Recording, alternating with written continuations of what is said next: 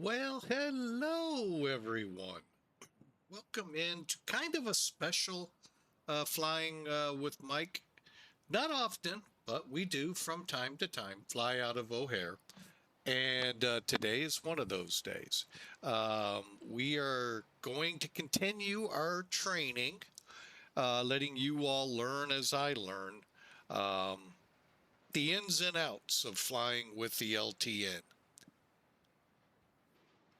So hang on a second. All right, so we have the good old Felis 747 on the deck here. Kilo 16, let's roll back. Yeah, Kilo 16. And we're going to do what both tutorials do, a nice little short hop to try to learn this.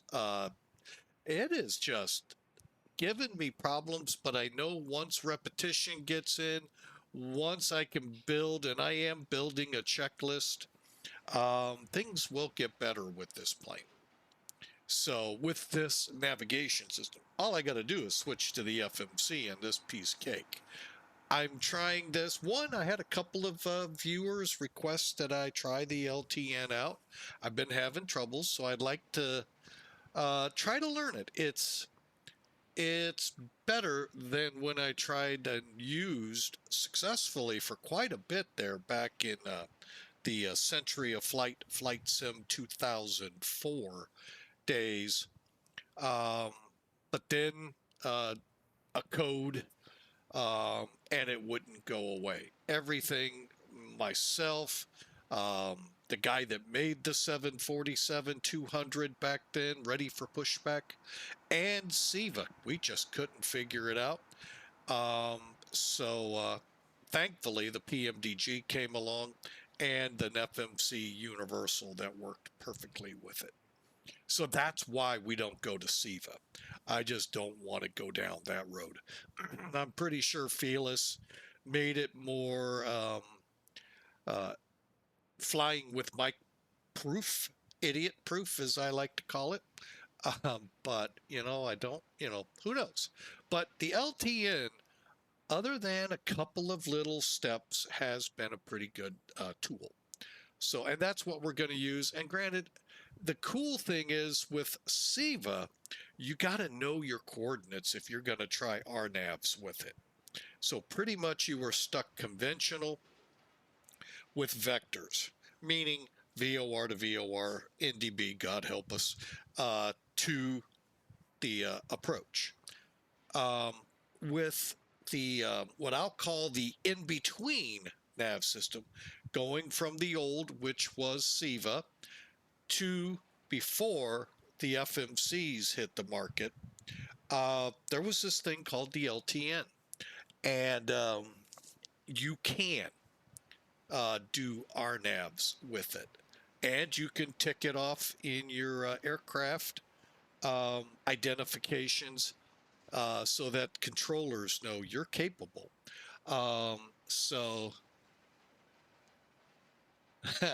Bad attitudes in the house and asking what airline he's flying from BLA to IWA. It can only be Allegiant. So that's awesome.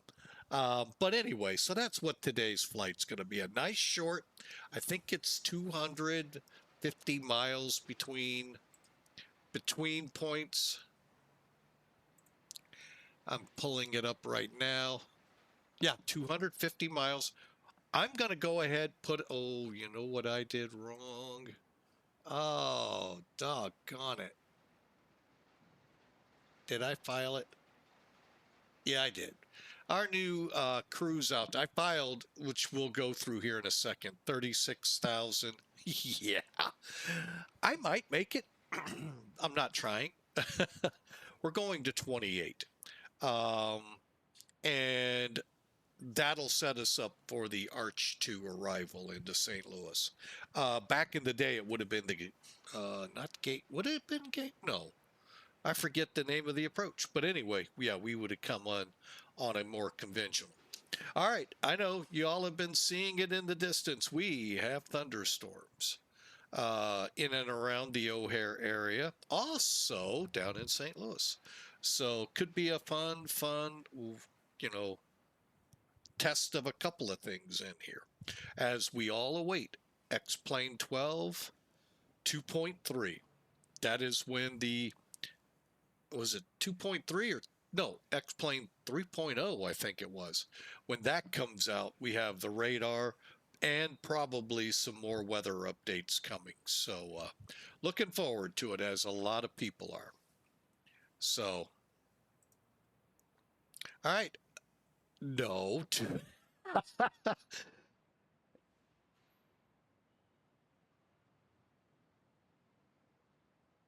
Yeah, bad attitude saying he signed up for an airline flying to 319, wishing more airlines use the 320 Neo. That is such a great plane. Just hold your high horse. We've heard from Tolis there is a 320 CO coming, so that'll work for you there at Allegiant. So, but yeah, 2.3. So, yeah, it'll come out with whatever it X-plane tags to it. They may shock us and say something out. Oh, that's why you bought the Neo? Ah, so yeah, it'll probably add on like the Neo did for the 321. We'll just check a box and put a serial number in. So, but that's the future. Today, it's raining, by the way, here. So, all right. So, what I've done and only done is got us up onto ground power, got our cargo doors and main door jetway all hooked up, ready to go. And we're going to pick up here so that we can all kind of learn what we need to do and to kind of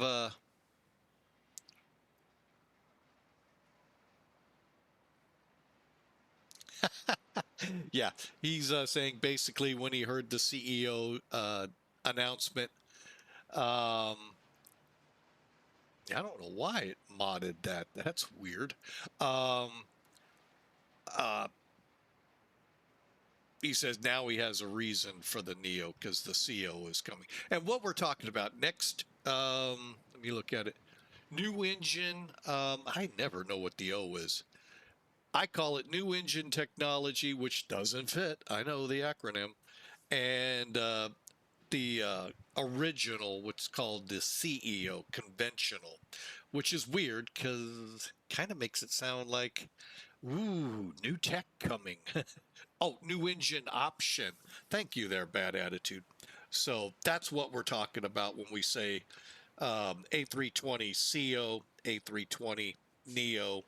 Same with the 321s. There's actually, I think, an A319 Neo out there. Don't quote me on it, but I've heard some people talk about it.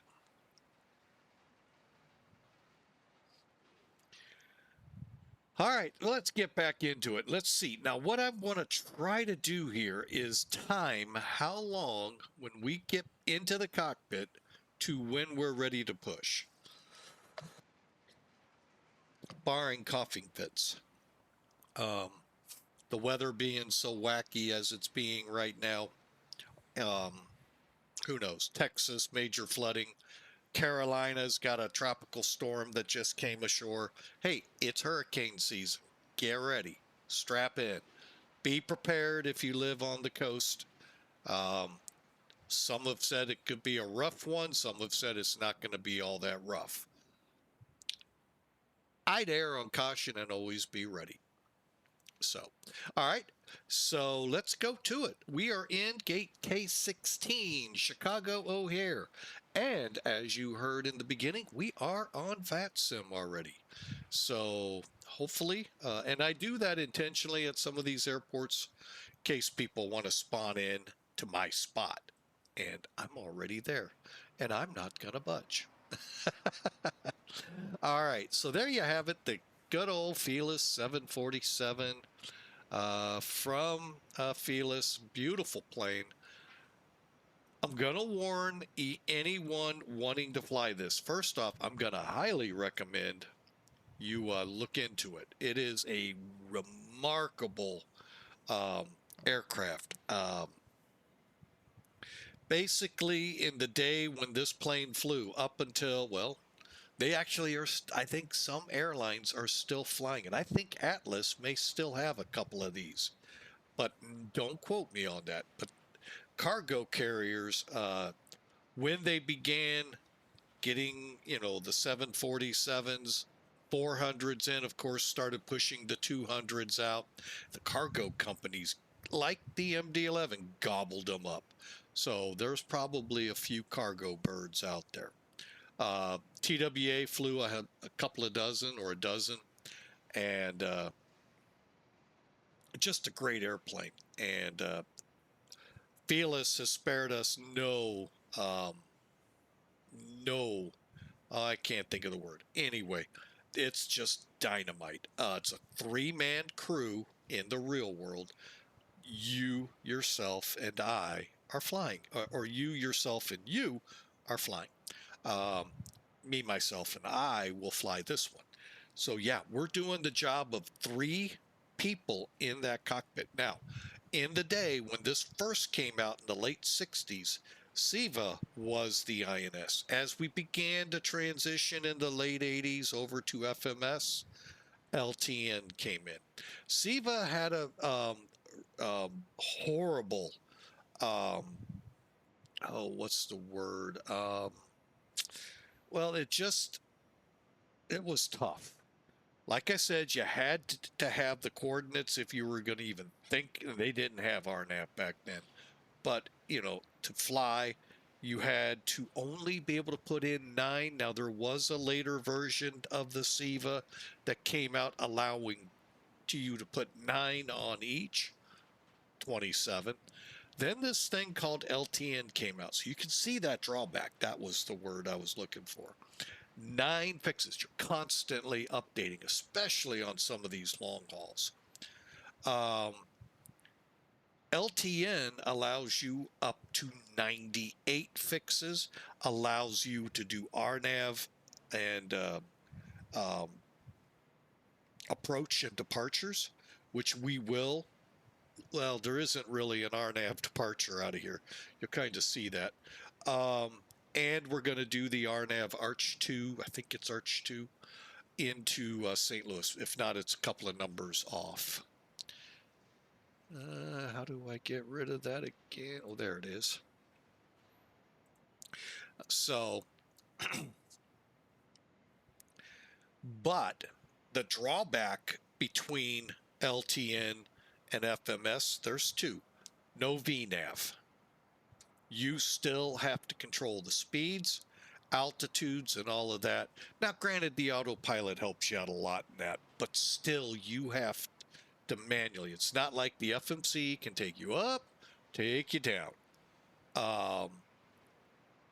The other, you can't put airway names in. You can put VOR, NDB, even airport ICAOs as a fix. But you cannot put like the Juliet 92 or Victor this or whatever. You have to go into your flight plan and put in each one of those fixes. All right. So kind of cumbersome, but hey, it's the next step before you had the FMCs that could do literally. And at the same time, when they came on, good old flight engineer lost his job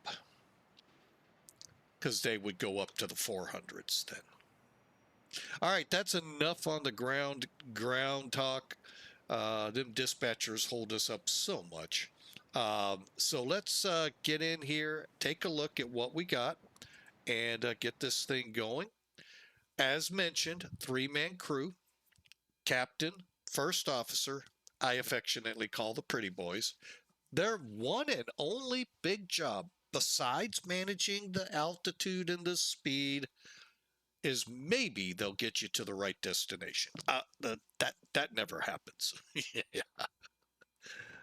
And not be off course. The flight engineer has all of this. Kind of reminds you of that Bugs Bunny cartoon with the Air Force plane diving for the ground and bugs going through how to fly, and he reaches for the big lever and hits the air brake. Yeah, kind of what he is. He has control over the electrical, pneumatics, air, pressurization, engines, fuels,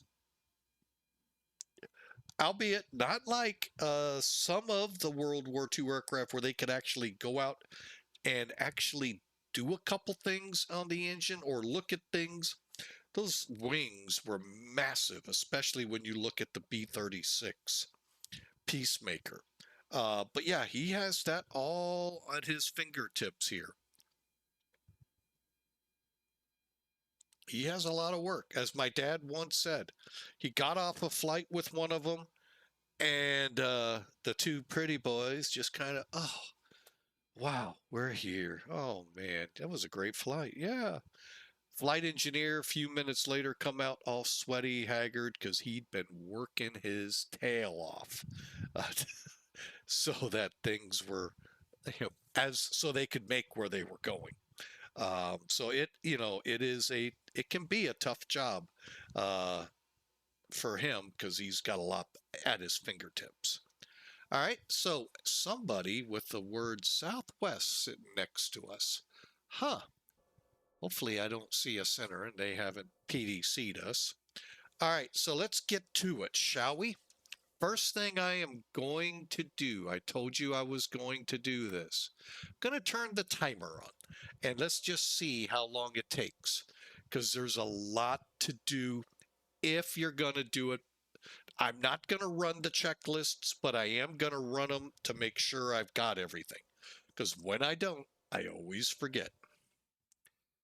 But first thing, when I came in here, here's what I did. First, my backup. I came over here. I turned on the battery switch, standby power to normal. Then I came over to the EFB. I clicked ground. I forget what it says, but it basically put in the chocks, told the ground crew, let me put it that way. They did that and began pulling the jetway over here. Cockpit to ground, disconnect ground power. Cockpit to ground, connect ground power. Hopefully we don't lose it. If we do, the good thing is I haven't started anything important.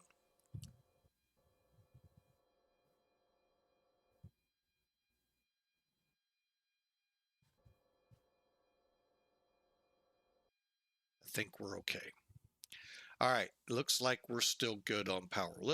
There is a check we can do. Bear with me, I'm gonna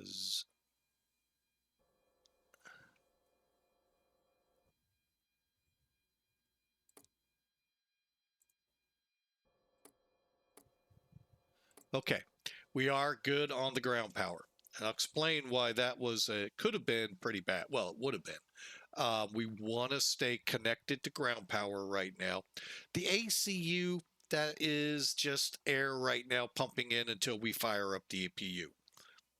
So, and then I opened my L1, 1L, and my cargo doors.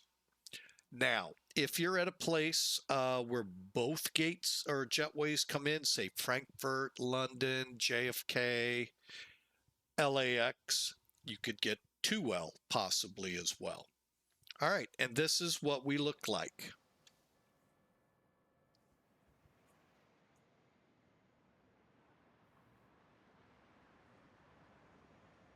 Okay. Always fun seeing Southwest in here. Midway. All right. Why is it so important that the ground power be established? You need to have the aircraft established either on ground power, which we are, or the APU generator. Either one. Once you do that and you've decided which one you're going to do, during the alignment process, you cannot switch. So that's why I'm going to start on ground power. And then Once the alignment's done, kick over. We can fire the APU up. We just cannot come on to the generator. We have to stay on ground power for now. All right. So once we've established that, we can then do our flight engineer checks. And I get these on pretty quick, but I kept them off for now. Flight attendants can start doing their jobs. Oh.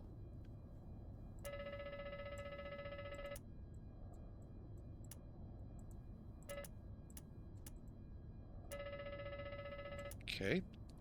Trim air's coming on, humidifier coming on, Gasper 2, 3, 4 set and working. We can't turn packs on because we only have the ECU and it doesn't give us any pressure. Okay, squib check on the main engines, good. I always tell you, come back to the circuit board here, circuit breaker board, kick your point of view to the overhead. 4. Your overheat and your fire up here. And then you can come right back on yours. More tests.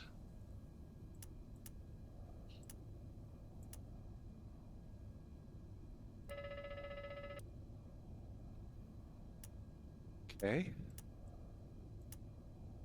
Now, for this brake temperature check, just push the test button.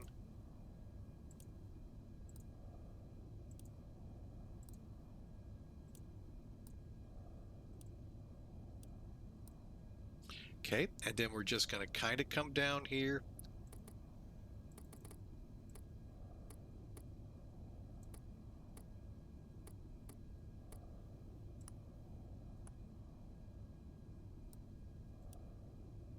And everything looks good. No tests there except for right here.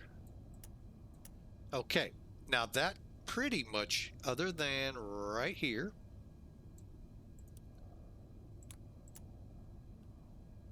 and I'm going to go ahead, grab our altimeter real quick here.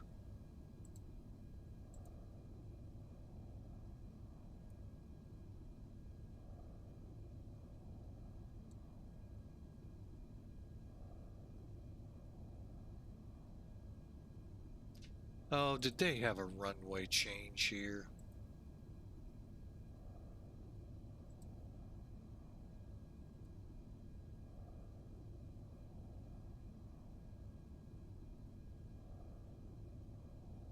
They certainly did.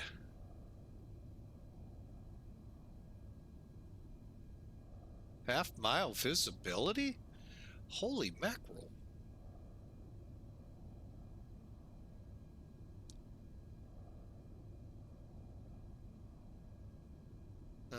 Departures 9 center, 10 left from DD. Okay, well that just, well, didn't change anything yet, but it did on charts. While we're here and at it, let's just quickly take a look at this flight real quick. Sim toolkit. All right.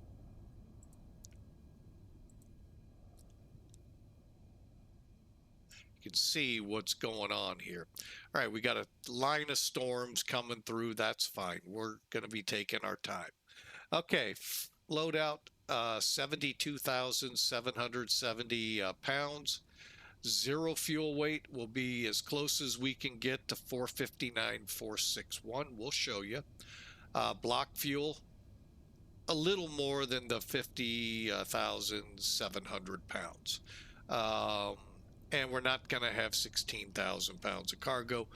Much of what loads in is the baggage for those people.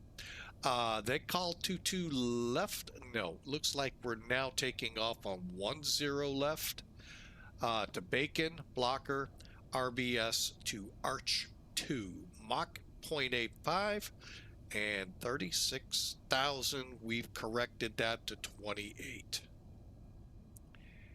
Weather, we already know. It's icky here. How old is this?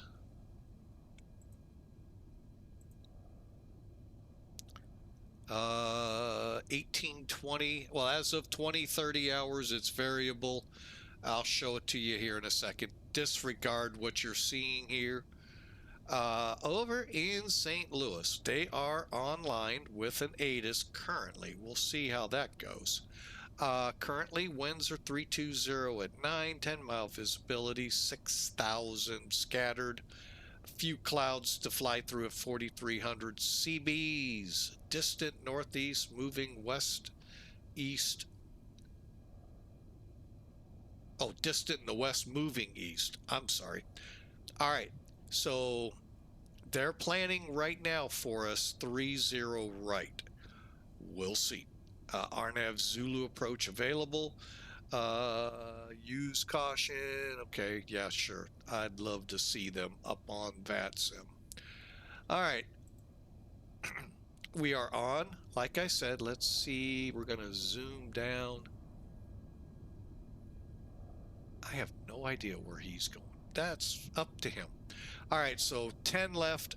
DD is right here, and I think they're saying 10,000 feet, or is it less?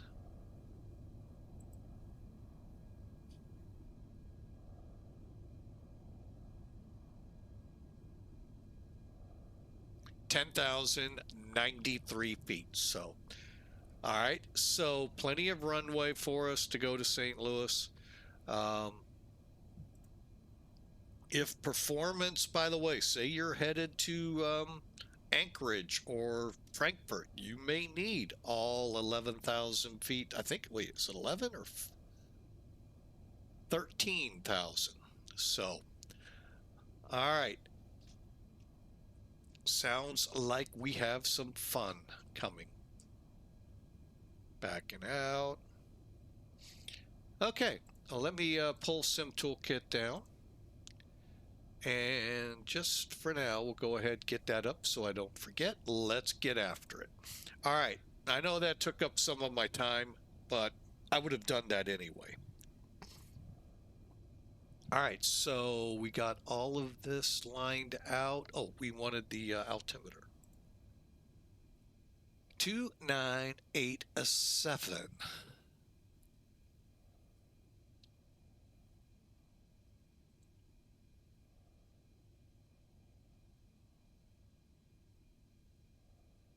And I like to use these, get these set real quick. Come up here.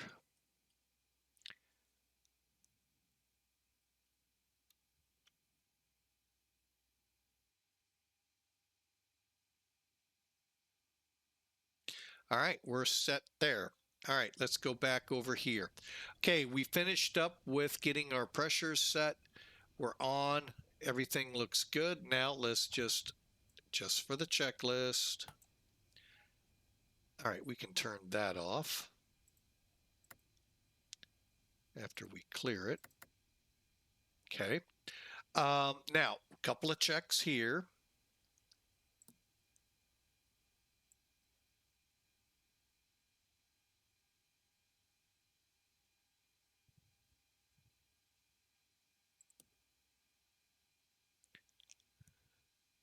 And fuel pump used is cleared. And we'll do our quick run through here.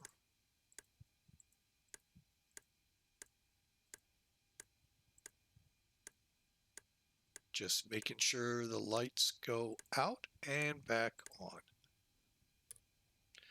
Crossfeed check.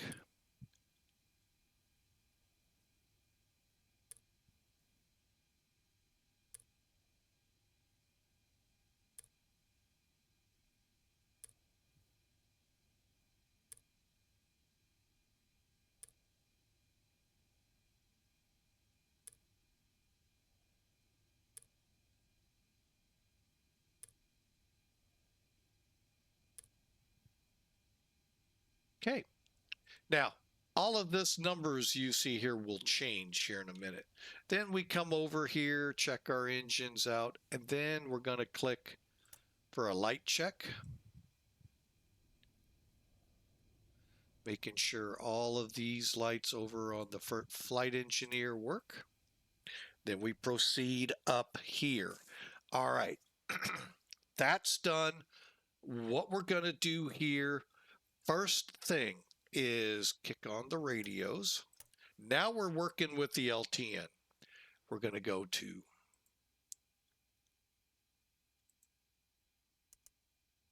Align Nav. Okay, so now we're in alignment. Now we'll finish our checks up here. Everything's looking good so far.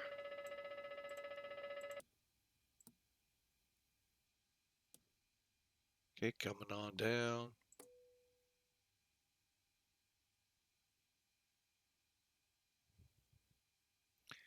All right.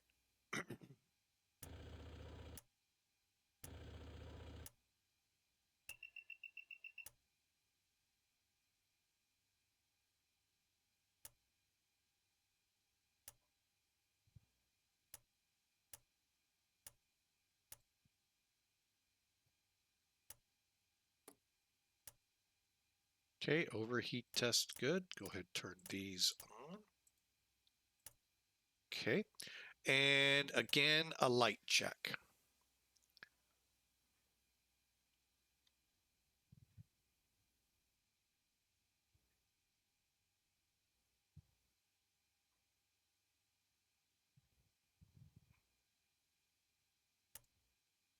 All right, now, I am going to go ahead and start getting our, I'm trying to remember, did I change something here? No, I didn't. I thought I did.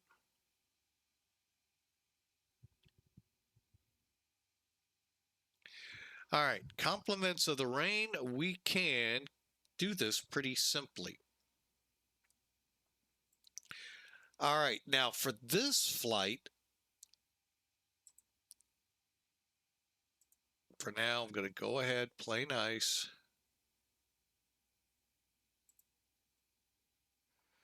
Okay, let me bring in charts so you can kind of get a gauge of what we're doing. All right, with this program, you can do several things. I know some of you use the AvTab for your flight plan. You store it there and you can refer to it that way. Well, you can also use NavGraph charts and do it that way too.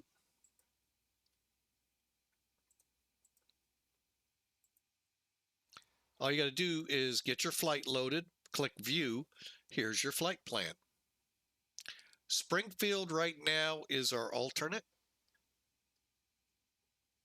The cool thing with this plane is we're not, like when we set up an FMC, we set it up runway SID, inbound on a star, runway star, or runway approach, transitions, star, and a transition. Yeah, looks like that thunderstorm in Chicago hit St. Louis. It is downpouring out there. Cool. So that gives us that same information. Now, for us, there is no airway. Okay, 0 airways on this route. Now, if we were to go to, say, St. Louis to Orlando, there are airways in there, and we'd have to come in here and look them up. All right, so that makes this a little easier to work with. But here's your coordinates, and I'm going to show you just how easy this thing can be. Starting with the alignment. Let's click clear. Now, we're aligning. So look at what it's telling you you can put in. You can put in the ICAO, KORD. Be done with it. You could put in the lat long for KORD. Those of you curious how to find that, go to your airport chart. And right up here where you see ORD, 680 for the airport, there's the coordinates for the reference point on the airport. Okay. Or I mean, a lot of us, including this guy, will actually go down to taxi, gates, and I'm actually going to do it this way. There's K16 right there. And you can enter it. Now, we had trouble with this last time, and I now know what I did wrong. But we can put it in by the gate thing. Here's those caveats again. Remember, do not change from ground power, as we're on ground power, to APU gen until we're aligned. The other one that I was remiss in telling you that I totally forgot, just did, don't move the plane until the alignment is fully completed. If you're curious, either KAL or JAL 007, read up on it over Russia. So let's put in we're going to go lat lon here. All right, so latitude, north. Now put in your numbers. Make sure it says N. That's what A for alpha. N for numbers to include, like waypoint, post, course, leg, direct, so forth. Okay, so we're looking at 41, 58, 4. Okay, now is that correct? No, it is right now showing us at 4 degrees north latitude. So what we have to do, throw a 0 in. And now we're correct, 41, 58.4. Okay, click enter. Now we're going to do the same thing, west. And that is going to be 87.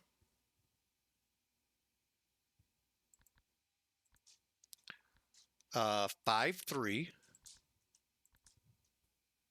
8. And again, throw a 0 in there. Does not care about a leading 0. Of course, obviously, if it's 160, then yeah, you'll need the 3 digits. But right here, it does not need that 0. Hit enter. Verify the time, enter. Verify the date, enter. My only question to those that use this a lot, what if I set the time different?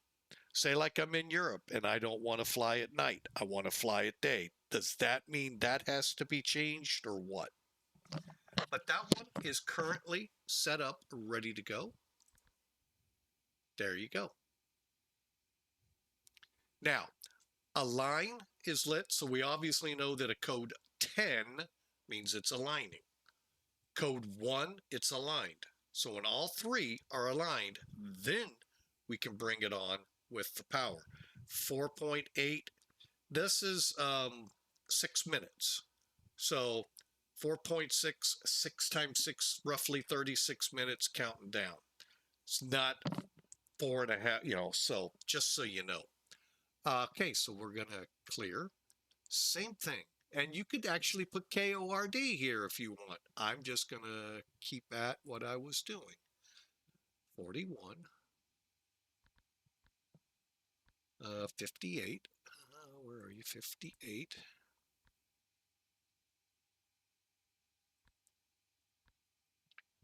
4. 0. Enter. West. 87. 53. 8.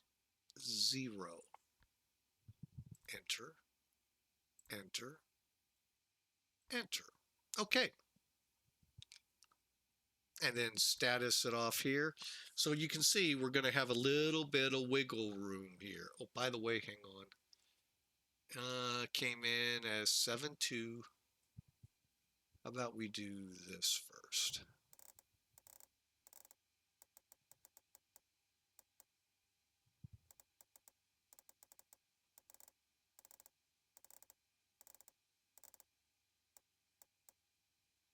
Okay, this one, same thing. Oop, clear. North, 41. Clear. North, 4, 1. Gosh, dang it.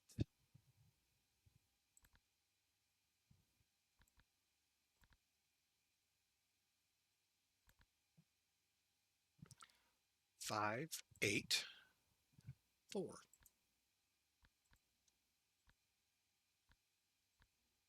West, 8, 7.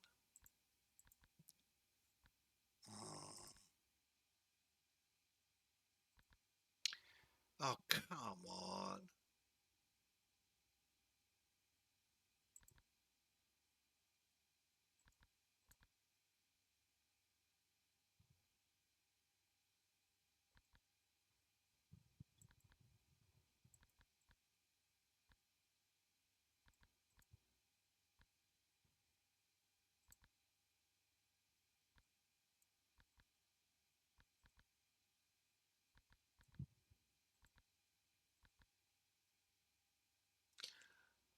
Okay, let's do this.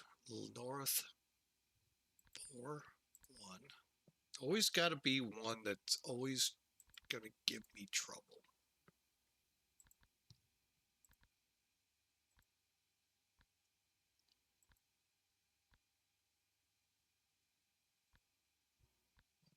All right, now let's try to get it right. 8, 7, 5, 3, 8, 0.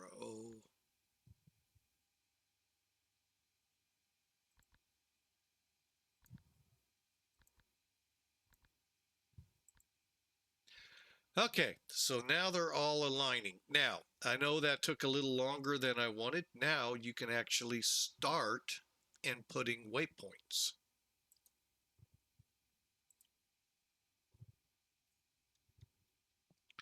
Okay, even though they're coming down. Don't worry, I'm just going to work off this one. Hang on.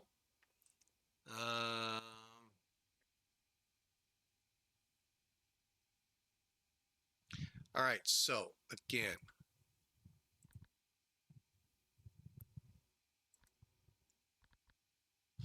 All right, P is your current present location, no matter where you are in the flight. So if you're halfway across the you want to go to your present location, why? You're already there. It never can go there. So your first and foremost, oh, hang on, did I do something here? All right. So now let's work with this. So I'm going to go ahead, get rid of that, come back to flights. No departures. Ah, lovely. Yeah, oh, I know where. Sid and an O'Hare 9. 8. All right. So we're going to go out 10s unless that changes. Okay, and then we're going to turn to go direct, BACEN, B-A-C-E-N, then out to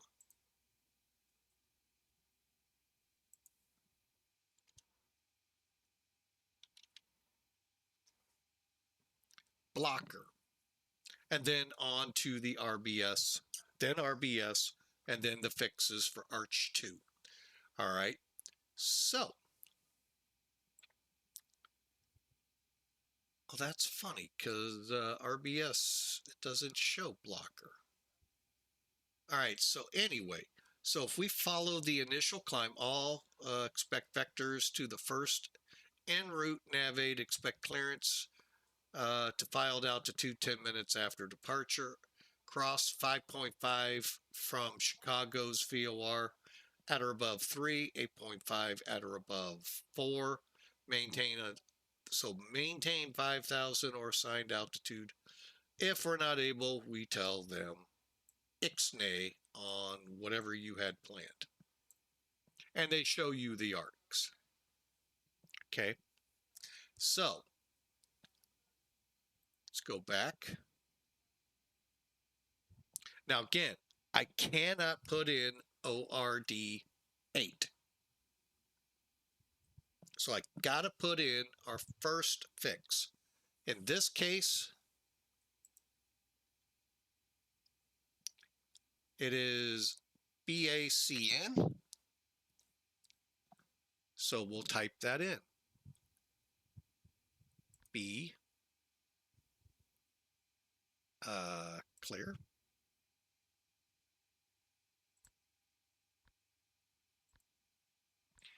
All right, AN. And now we can go B, A, C, Echo,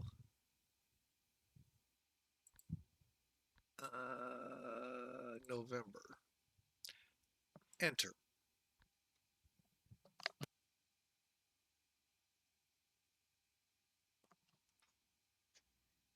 Give me a second. I want to just look at a quick chart here.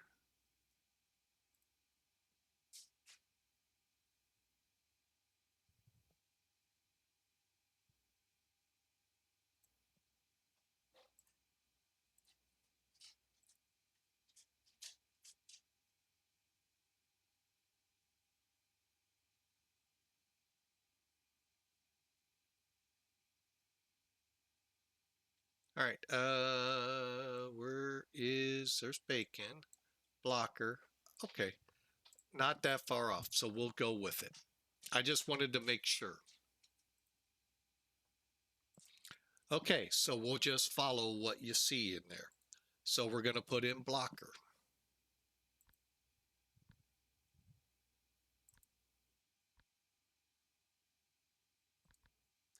BLOKR.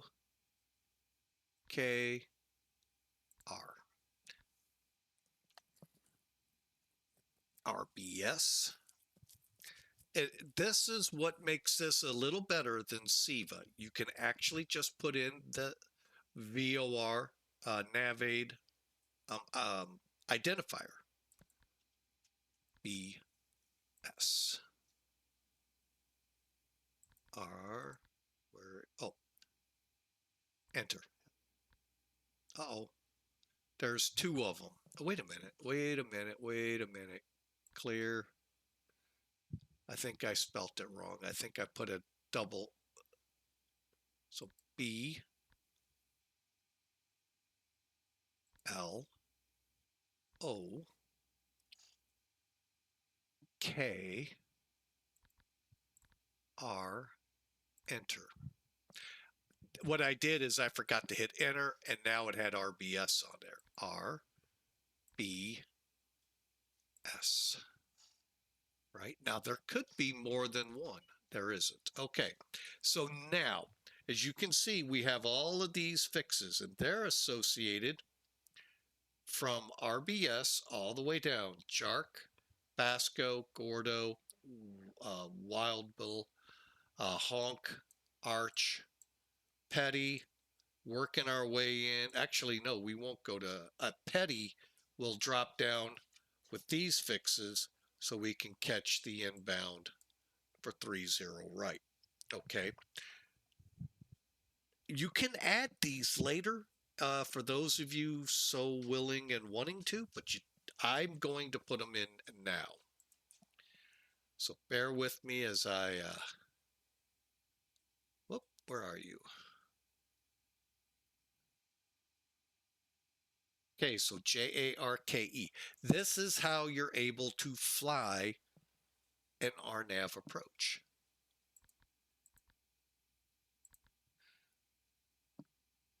However, it is so much easier in an FMS to load these in because you don't have to load all of these in.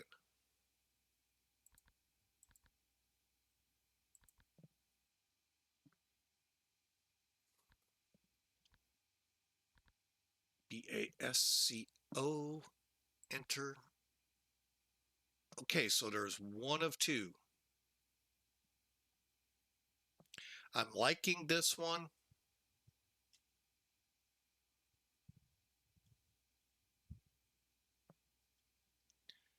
We're talking Basco, right? 39,562,8828, 07. That's good enough for me.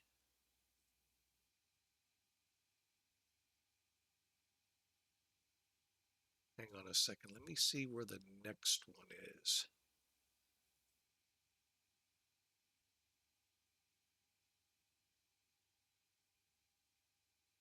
Okay, I'm going to have to go back and figure that out in case that comes up.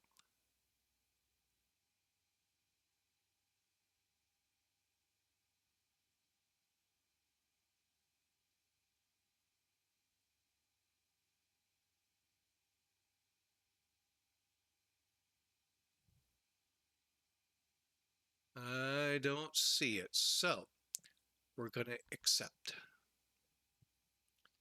All right, Gordo.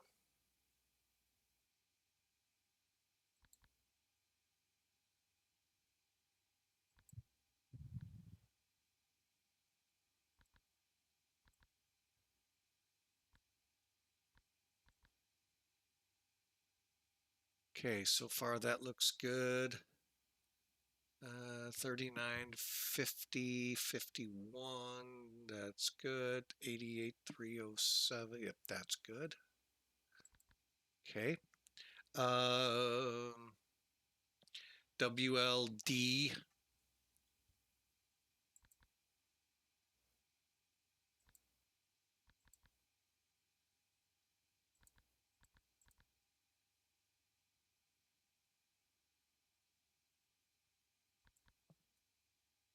W. Let me try that again. How did I screw that up so bad? BL.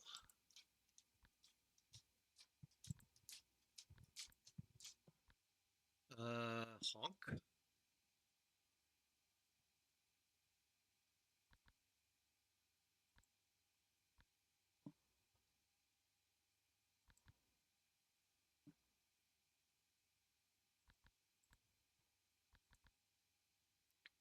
Arch. AARCH.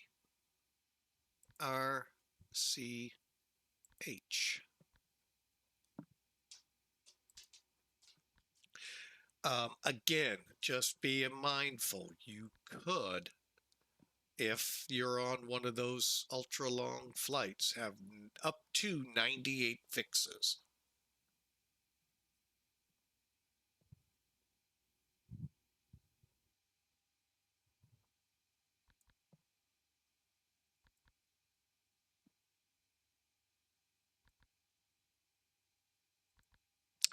Did it to me again. Remember, alpha's on top. Fooled me. Oh, enter, or it would have fooled me again. Let me look at this real quick again. Okay.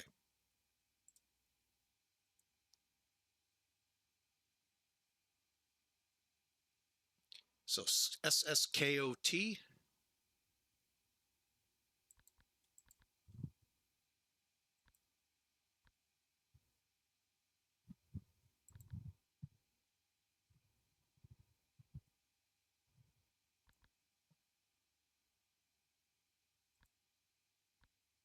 EADDS. E delta, oh, clear. D. Wait a minute, we missed a letter.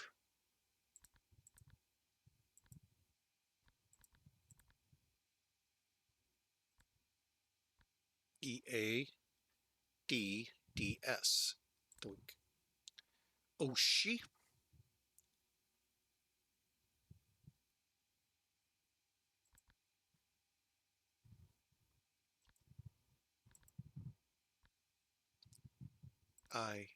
IE.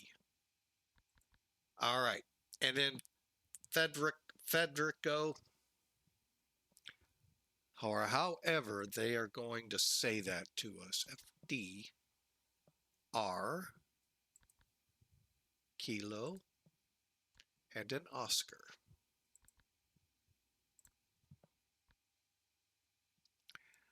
Now the cool thing here is from here. We haven't set up yet our arrival. We're about to.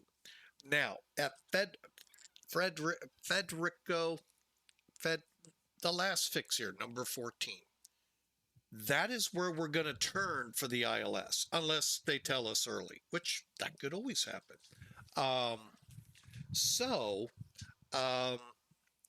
I'm going to go ahead and close out of this, go to approaches, and now if we continue, we could hit Trish, or we could come in. Now, let me show this. We're not doing no RNAVs. 30 right. All right, so we could drop in on Trish, Hixum, or Exhale. And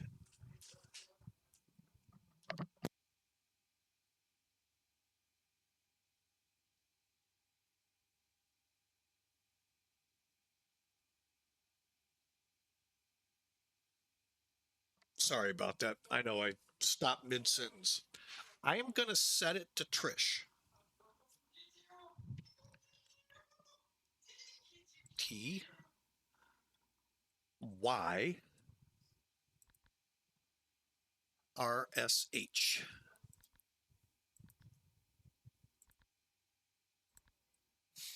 Now, after this, now I could have done this back that other fix, but I went ahead and put this in. That'll keep us coming down to it if we need to, or we can go on to vectors, whatever center approach requests. Oh, our first officer is on the deck looking for treasures. Hello. Get you again. Ah! Get you again. So once you're done where you're happy at, and you can always add in more, but you'll be on the ILS at this point. K S where are you, T? Enter.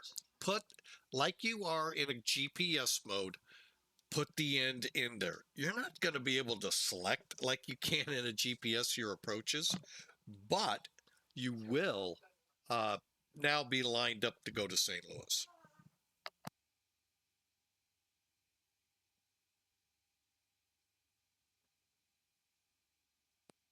Sorry, folks. With that, you are done. And I don't know how long I've been muted, but you're done putting fixes in here. The next thing, you can either do this in flight or on the ground. We're going to come back to this in just a moment, because we're going to get this plane now ready for boarding. Let's go over here. I'm going to, one more step, come to here, go to your load calculator. We're going to go ahead and load up the plane. Those of you that know how to fly the Felis, great. You already know what to do. I've got it set up, if you remember. Well, heck, hang on before. Let's go back. Oh, crud. Hang on, I screwed up.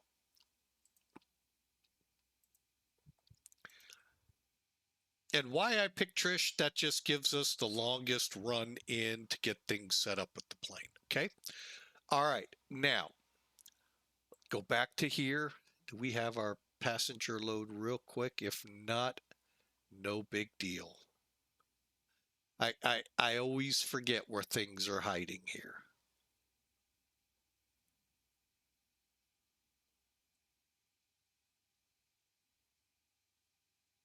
Okay, it's not easy to find, so I'm going to get rid of it. All right, we have 322 people. All right, that's what our loadout was. 322. Gonna bring it up.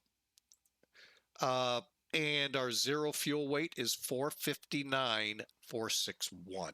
So we got the 322 passengers. You just got to modify the upper deck cabin, cabin 1, 2, 3, 4. They show you up on the top half of the graphic, that portion. The bottom half is your cargoes, okay? Kind of self-explanatory, but you know, some people miss that little clue. All right, destination we said is 250 miles. It's only in 50-mile increments. So I upped it. I lowered our flight level to 28,000. Now, our wind as of the time this was put in, 252 at 17. So that means generally, kind of, sort of, we're going to have some bit of a headwind, a lot of crosswind, and the headwind is 11 knots. So we round up to 20. Distance to our alternate is, hang on a second, 31 miles. I rounded up to 100. Giving us a little extra holding fuel if we need it. 10% for our contingency, 40-minute taxi. When I made this flight for Virtual American, they had 45 minutes of fuel put on the plane for taxi out in 10 or 12. I forget what it was. I could look it up, but you get the point. So I went ahead and used that to help get us up. And it actually, we're supposed to have 50,700 pounds of fuel. So we got about another 2,000, 1,500 pounds of fuel to work with here on this flight. Not like we're going to be getting out of here anytime soon. We've got thunderstorms and all of that good fun stuff. And then your final results are here. So as you're playing with these numbers here, you can see how this is relating. Try it at 100%, try it at 75%, then manipulate them with your mouse. Same with your cargo. And that's how I got us within, I'm going to say within 200 pounds, but it's like 150 pounds. That's not bad on a tub this big. Okay, now you're going to go load it. This just calculates. That's all it does for me. I've never done the instant load. I don't really ever want to plan. I like just going here.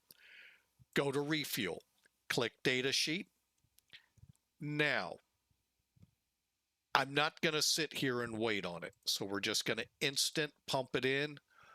And that should have, and now we have our 52,424. Okay. Now, for the payload, I could do the same thing, instant board load. But I'm not. It's actually what I am going to do. What am I thinking? Yes. Do the, again, data sheet first. So you have your numbers, and then we're going to just instantly board. So now we have all our peeps aboard. And we're all going to sit on the ground and sing Kumbaya while we wait for the storm to pass. Because it looks like it's, you know, we had a half-mile fog getting out, you know, on the METAR. Wouldn't surprise me if there was a ground stop of some kind or ground delay in play here. Let's take a look just for fun, shall we? Oh, yeah, it looks nasty out there. Simply nasty. There goes someone out. I think we will too. But yeah, I mean, it's kind of nasty.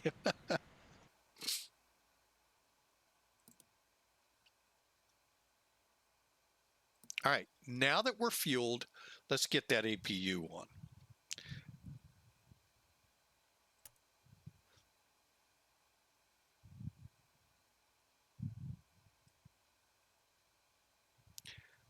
Okay, start. Okay, and we're just going to wait You can see the gauge spooling up far left of your screen and slowly trickling down. Gauge above it climbing towards 100%. All right, now let's double check before we do it. One, okay, we know that one's good to go.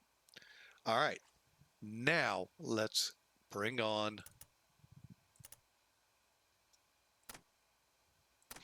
All right, it was safe now to then do what we need to do. Okay, just making sure all checks are ready.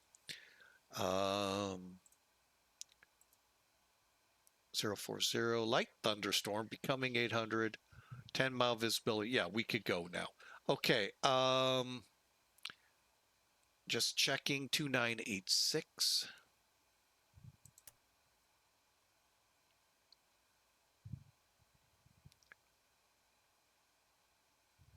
Okay. And up here, 2986. And that's updated. And that's updated. All right, so now we have some checks up here to do. Okay, let's come down this side first. Any skids on. Body gear steering armed. Lights are set. We're nav. Everything looks good. Ignitions are off. Cell cow set. US or a high freak set. Test good. Cockpit voice good. Start valve closed. Emergency lights on.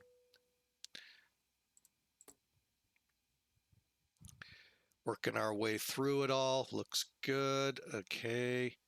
We did our tests already over here, so let's come down. All right, I need an ILS frequency. Stand by. And it doesn't matter which one. I'm just going to use 28 right.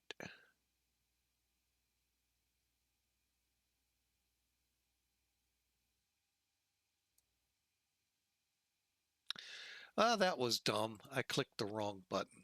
How about 111? 1. We're not worried about any of this in the middle at the moment. We're just looking to check our unit out. Okay. All right. So we're going to do it first off, panel. Bring that up. Okay. All right. Radio, INS switch in radio, up left. Up on the glide slope, localizer moved. Down right. Down right. Awesome. All right. Now I'm going to pull that off. Flight director checks. 180 for the speed. That'll change here in a minute. Off, autopilot's off. Current runway heading. That I will set. 93.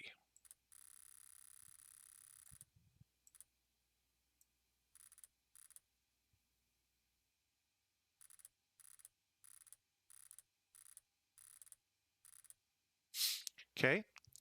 Again, not worried about these so much. No, I don't need to worry about them.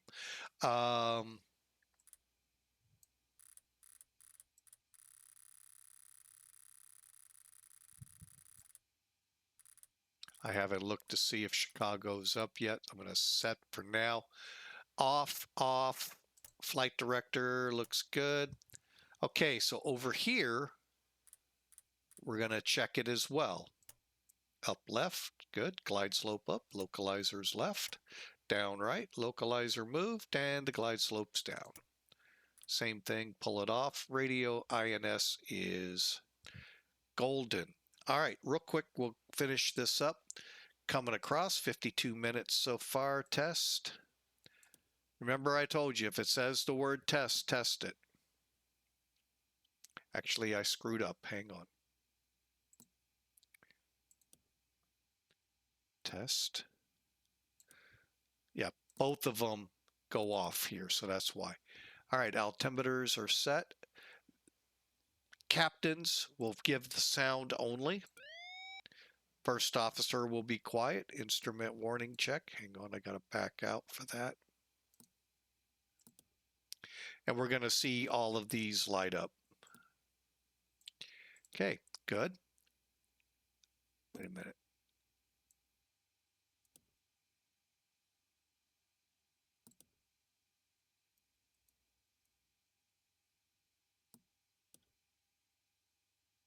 Okay, I think we'll be okay. Shoot. Let me get this down to 5,000. All right, reason being, we're checking for the altitude sounds. Okay.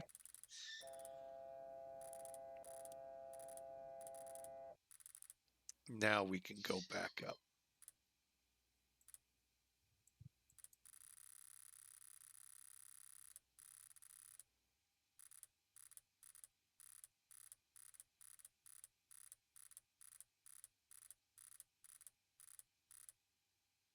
All right, continuing on. Pull up. GPWS works. Glide slope. Pull up. Rudder ratio's good and still lit. Okay. Gear down, green light. Oh, we forgot. Push to test. All right. Over here, same thing.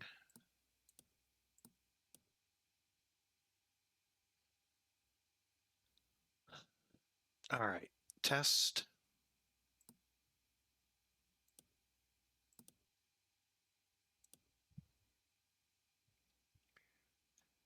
Altimeter test.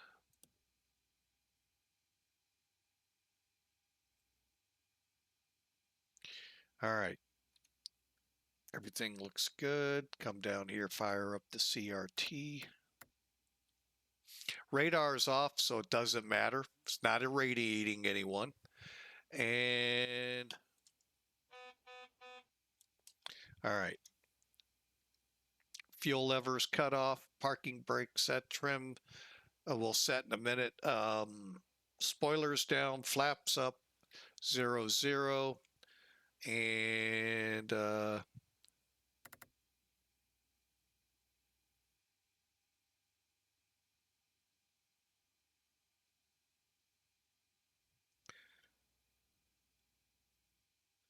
right, let me grab the frequency here at O'Hare. .CTAF KORD 2075.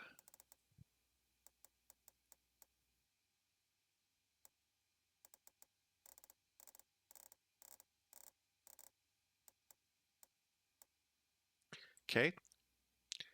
And we're looking good. All right, so everything's set here. Radar to standby. Takeoff 7244, correct? Yep. All right, and so we've got everything ready to go. Now there's one more step I'm going to be doing while we're at the gate. I'm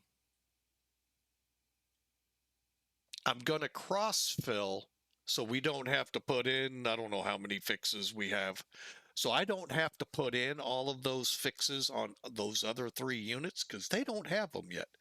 There is a neat little trick. Not trick, it's there for you.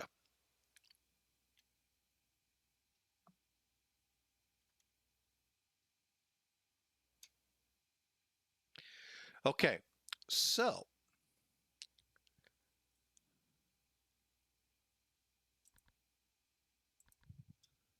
all right, so what we're going to do, we're going to cross-fill. So we're going to basically be taking the flight plan loaded in this one, put it on 2, which is the first officers, and then the one at the very bottom there is the flight engineer. Okay. Yeah, I never would have thought to call it that, but hey, that's what the guy doing the video did, so why not?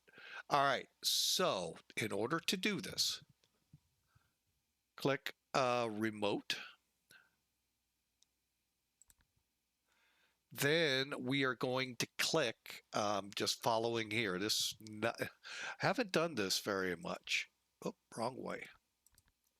Exfil, this is the master. These are the slaves. Okay. Now, so we're going to click enter. 16 waypoints will transfer over at about 10 seconds a waypoint.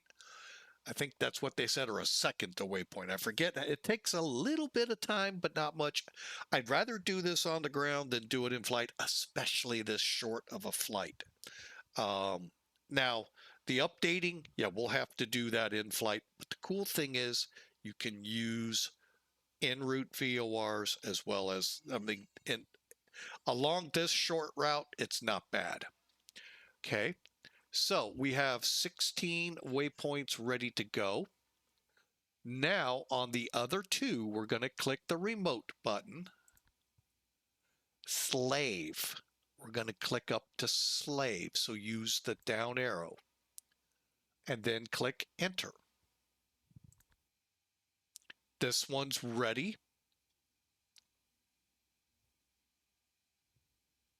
I'm going to just make sure I'm not screwing up like I've been notorious and have a screen up. Remote. Scroll up to slave, enter.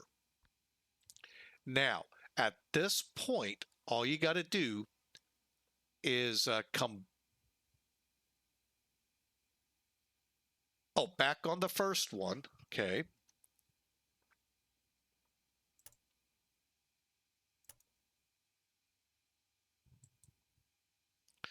Sorry.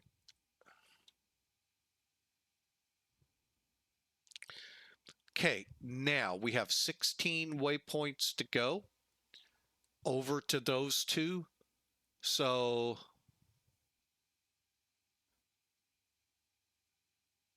click enter. Then down at the bottom, enter again. And you'll see them transferring, and then we'll show them here in a minute.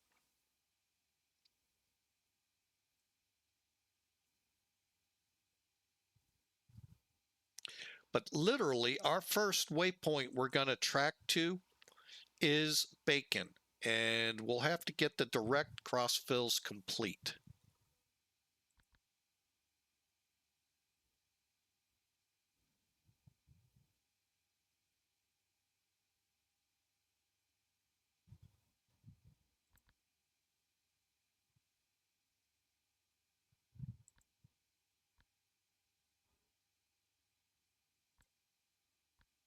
And there, we're set up to go to BACEN.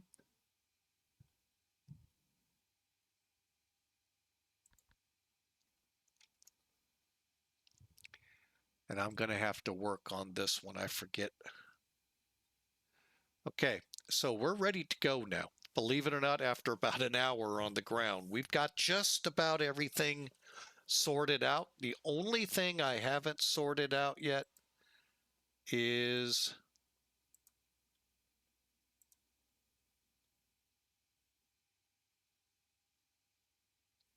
(108.25).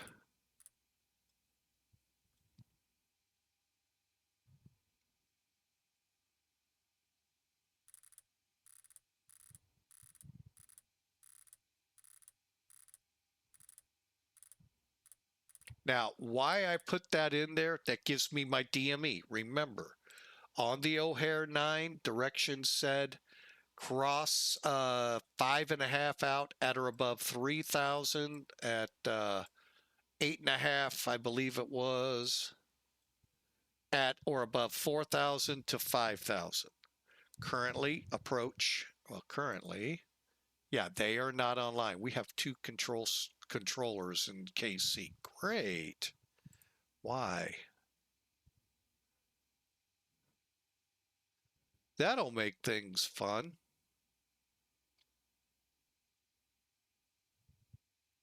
All right, well, maybe they're bringing up an approach here soon. Okay, so I think we're ready to think about going.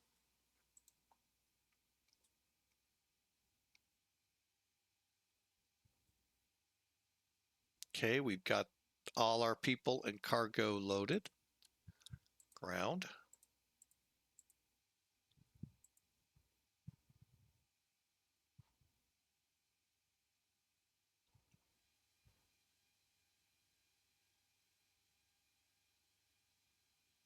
Okay, we're good to come off. Cockpit to ground. Disconnect ground power.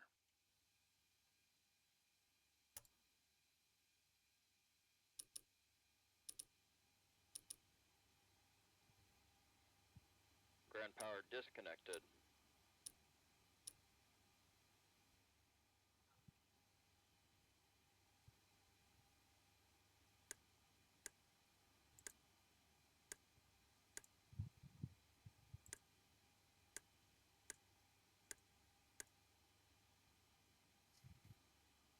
Okay, we're all set here.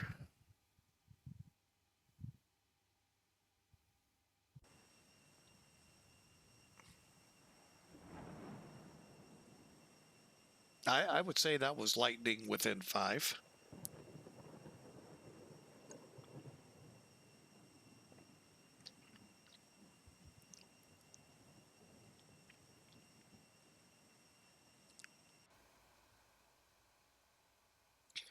All right, I think I've got everything set up. The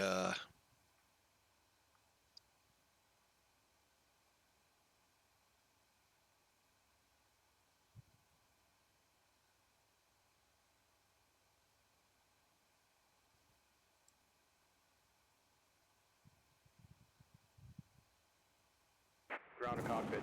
Please show me where you want to go.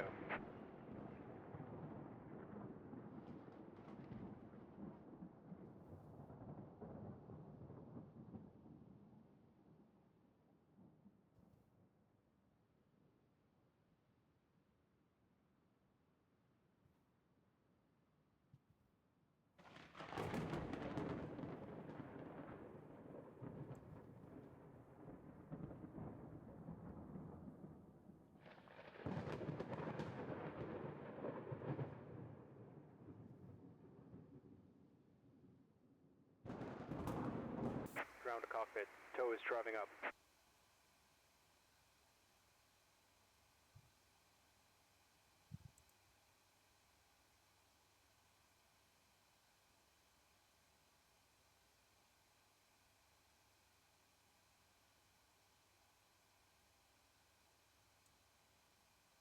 Okay, all doors and hatches are closed.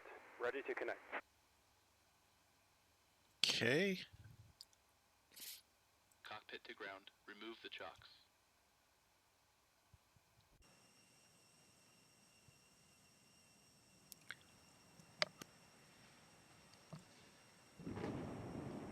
Removed.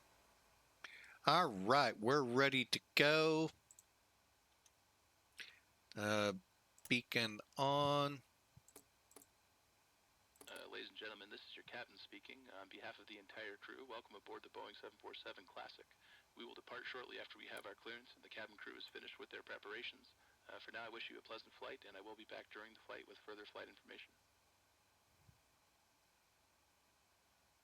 Tow connected and bypass pin inserted. Release parking brake. Okay, one last check outside.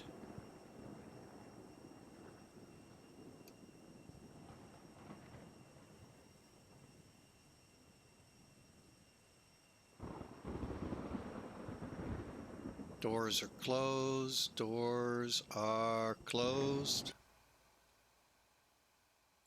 While we're take a couple extra seconds, let's figure out what we need for takeoff. Load sheet. Why not? Flaps 10. What are we showing right now until I enter numbers? Okay.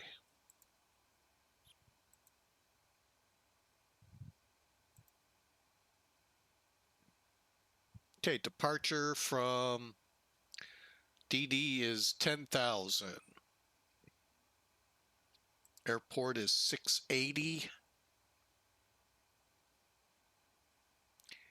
090, right? and wet. Temperature here now 22. Barometric, I believe we're 8.6, but let's double check. 8.8. 010 at 15.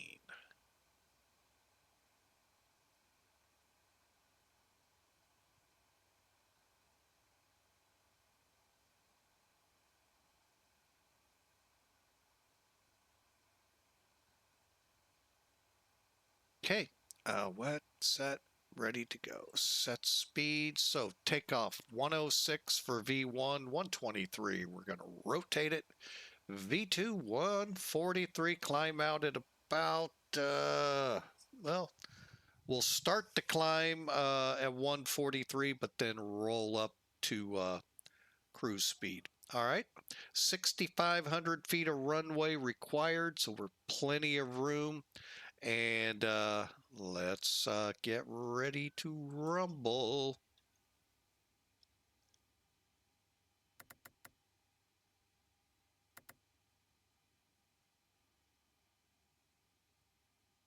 Oh, that's outside I'm hearing. I'm going, is that thunder here or outside? On computer or outside my house? We actually have thunderstorms here in St. Louis as well. So yeah, we got a fun flight planned for you today. All right, let's get going. And we can consider this, hey, call it a tutorial. What the heck? You know, we're going through everything. And I did pull the chocks, right?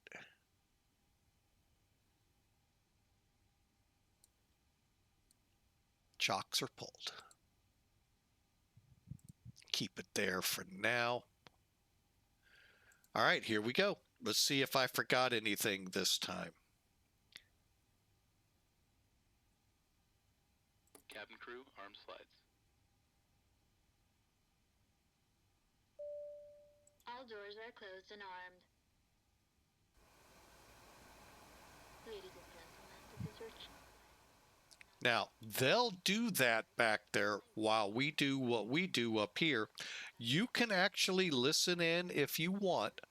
The PAs, you know, turn it up. We request your full attention. See? Or turn it down, and then we're good to go. We said 2750, right?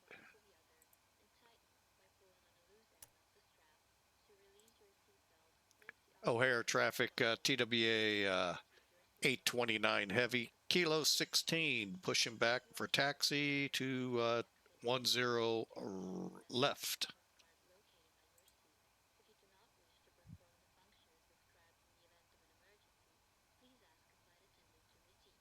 Parking brake released. Starting pushback, and you may start engines.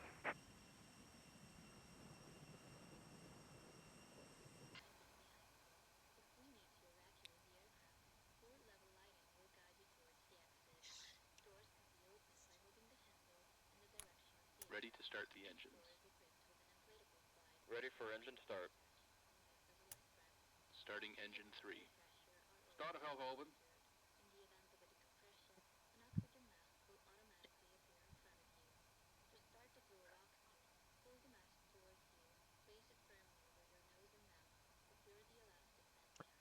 Oh, yeah. Starter off.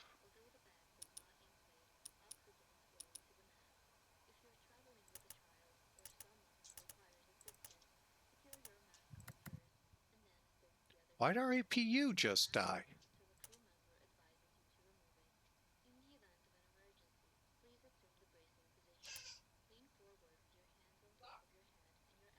What just happened here?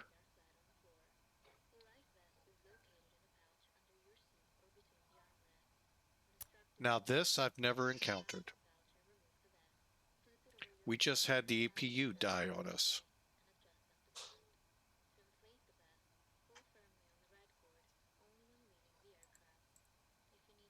That makes me very fearful.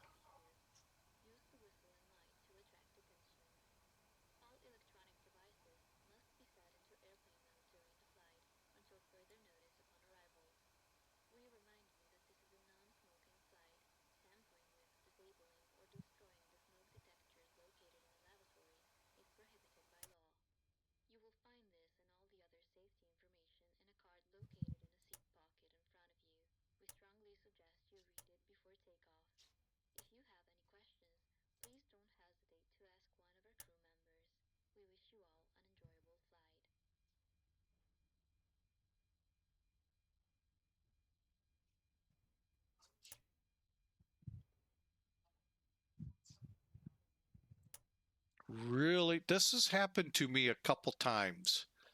With the FMS, I never had to worry. I'm hoping the same thing here.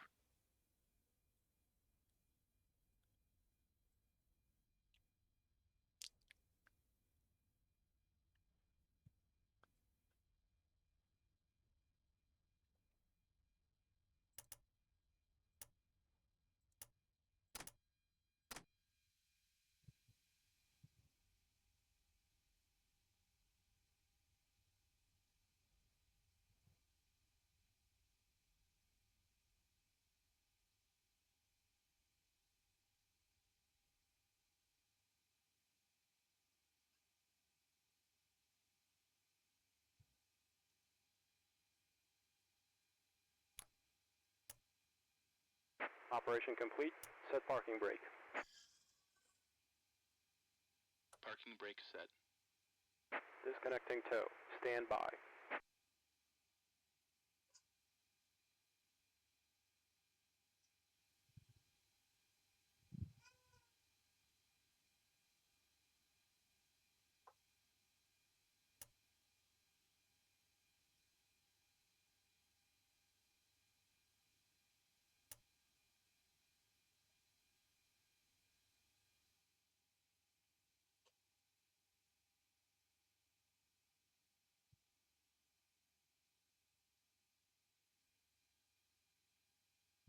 Ready to start the engines. Ready for engine start.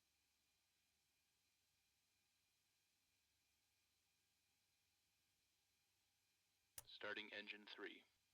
Starter valve open. Tow is disconnected and bypass pin has been removed. Hand signal on the left. We'll see you next time and have a safe flight.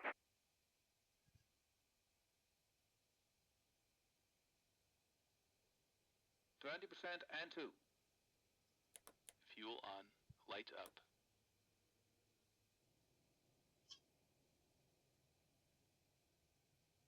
O'Hare traffic, Mountain 324. We're going to turn left base, runway 9er left. O'Hare.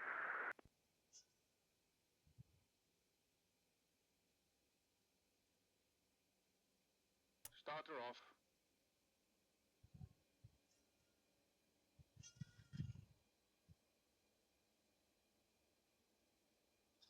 Engine stabilized. Starting engine 4. Starter valve open.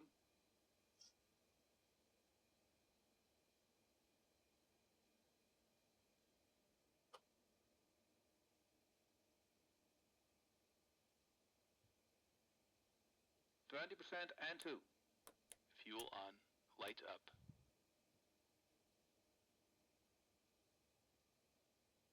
Okay, well, we got a little extra for our ticket today.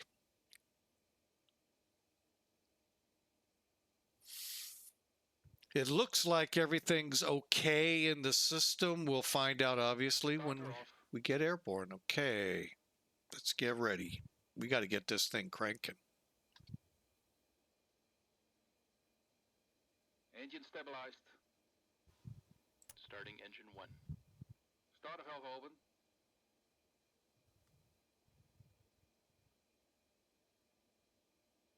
Starting engine 2. Starter valve open. 20% and 2. Fuel on. Light up. 20% and 2. Fuel on. Light up. Okay, wow. I thought, oh, what did I forget? O'Hare traffic, Mountain 324. We're turning final runway 9er left, 10 miles out. Starter off. Engine stabilized.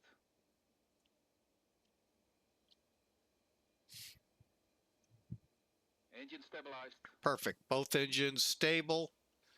We're ready to go.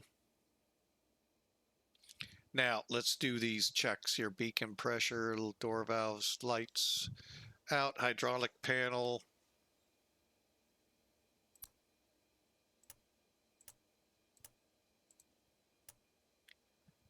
Packs.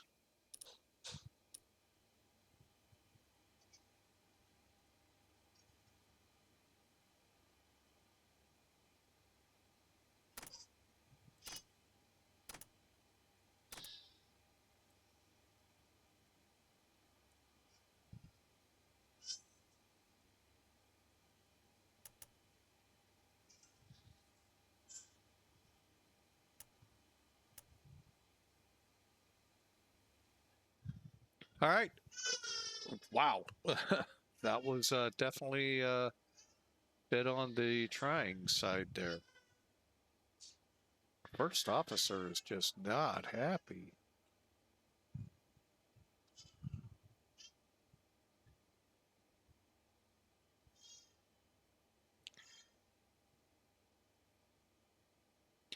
All right. Well, we are fired up, ready to go. Let's really check things out. Brake pressure's good. Any ice.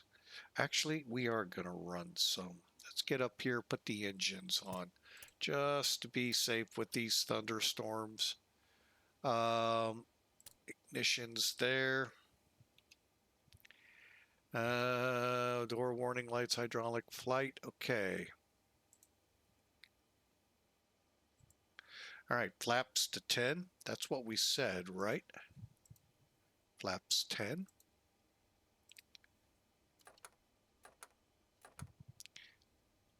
Flaps 10.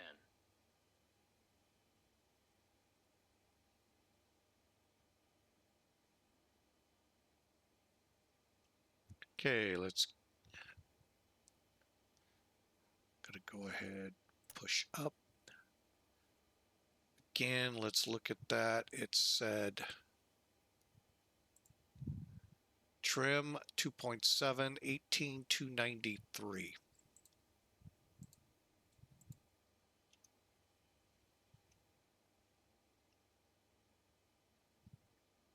Okay, 18. Okay, we're set there. 293 once we're airborne. All right, flight controls. All right, let's do a quick look at those.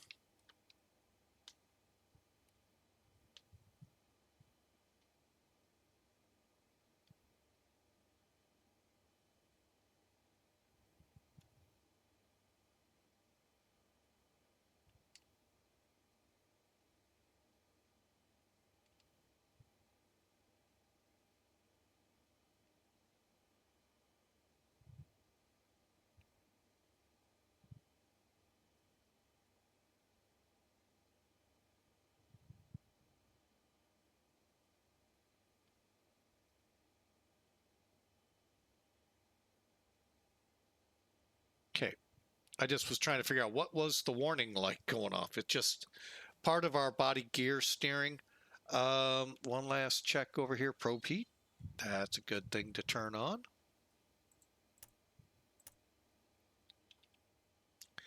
Flight controls, y'all. APUs off, fuel heat set, totalizer, cargo heat.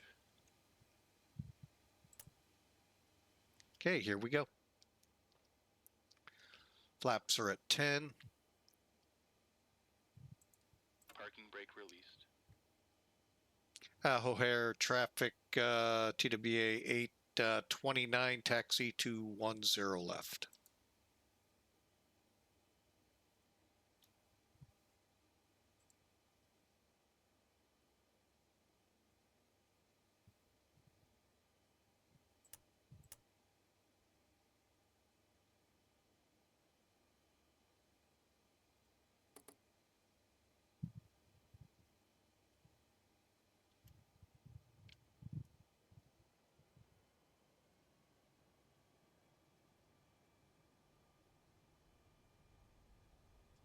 All right, took an hour and 23 minutes to get to this point where we're on the move.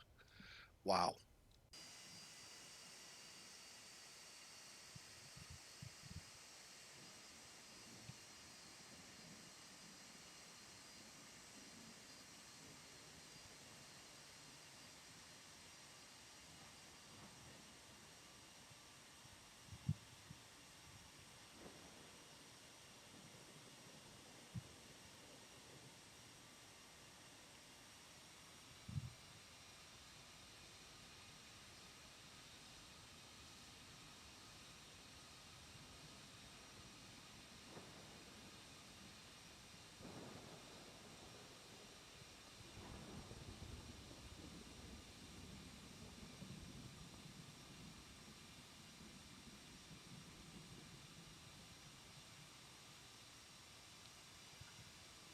Again, I have no idea why the APU decided to crap out on us, unless that's just a thing Felis put in there as a random failure.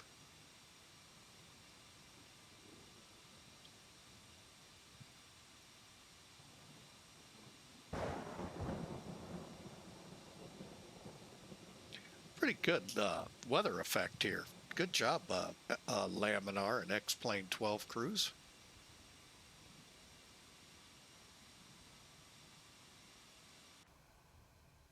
Okay, APU is off. Let's see if the wipers are of any use.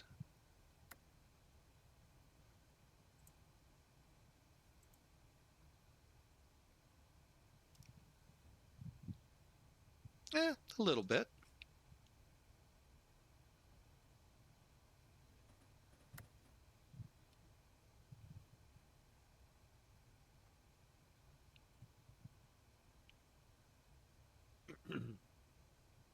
All right, and again, this will be an intersection Delta Delta takeoff.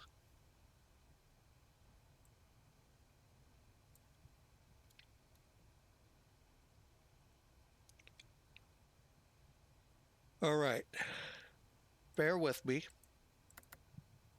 I'm going to reset my clock here. I'm going to go ahead, turn this one on over here.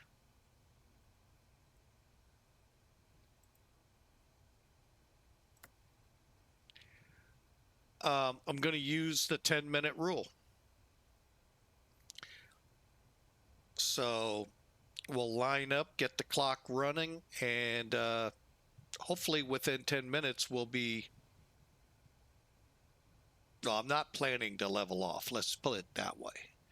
But yeah, we don't have any... Is there anyone on ground? They'd be real mad at me right now if they were. Nope.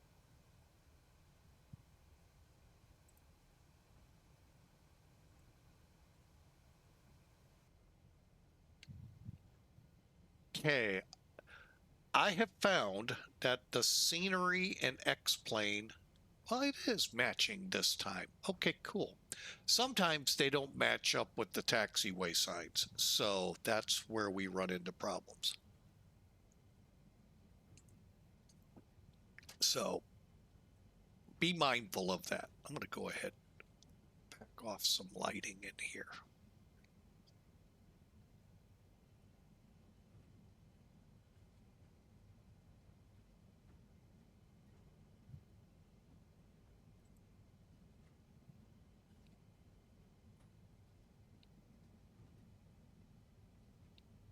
Okay, one of these two taxiways coming up here, I believe, is going to be Delta Delta.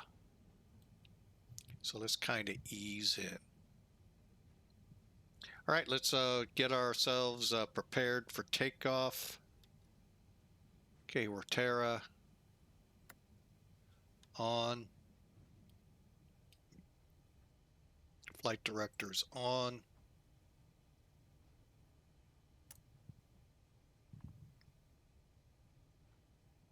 Okay, Delta Quebec.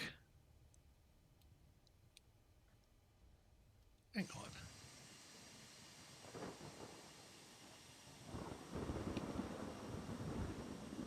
on. Uh-oh, somebody came up.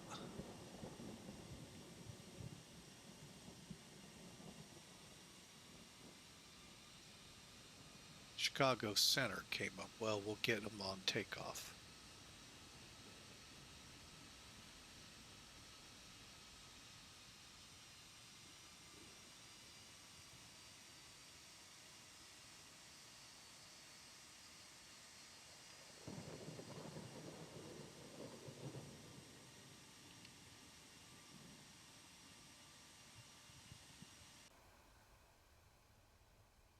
I hate when they do this.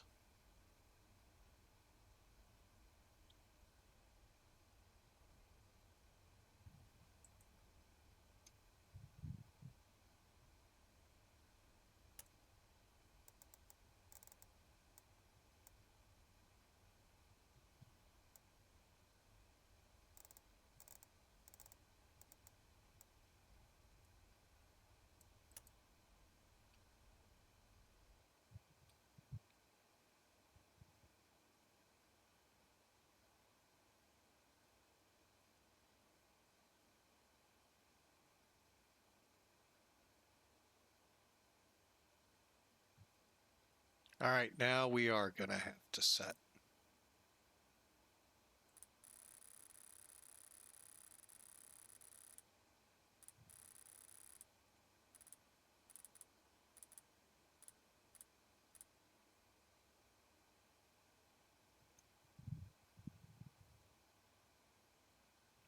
Chicago Center, TWA 829. I'd like to amend my flight plan slightly. TWA 29, go ahead. Can we bring that top altitude down to 28? Affirm 2829, you can amend the final altitude, maintain level, you can expect level 28010 minutes after departure. Copy. We got the PDC. We'll 10 minutes after departure be looking for flight level 280. We're ready to go. Delta Delta 10 left. TWA 29, just check transmitter spotter there, squawk 7244. Thank you. We had some issues with power on the ground. Okay.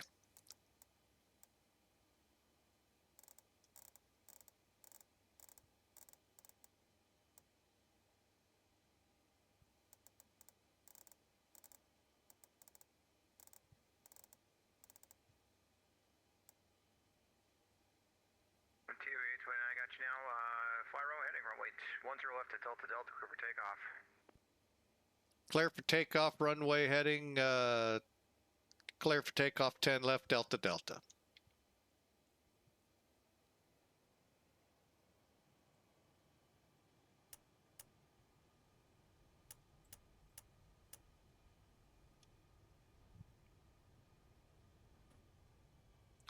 All right, so this is gonna get fun. I'll show you how and what's gonna happen here.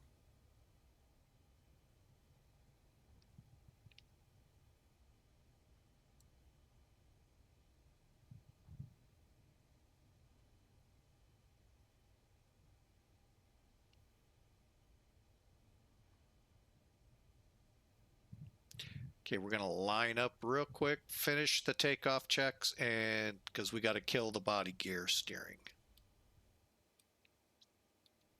Okay, cabin alert. Cabin ready. Cabin crew, take your seats.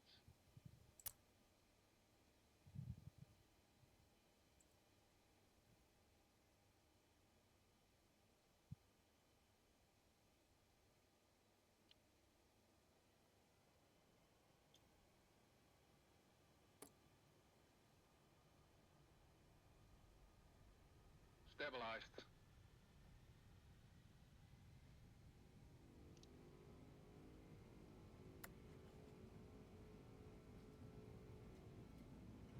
Cross set.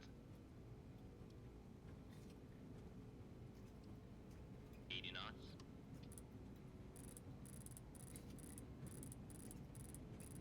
V1.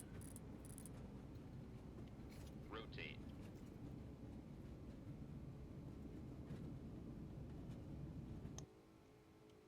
Positive rate.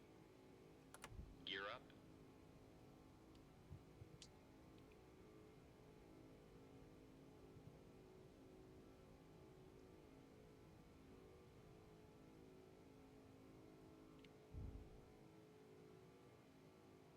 Gears up.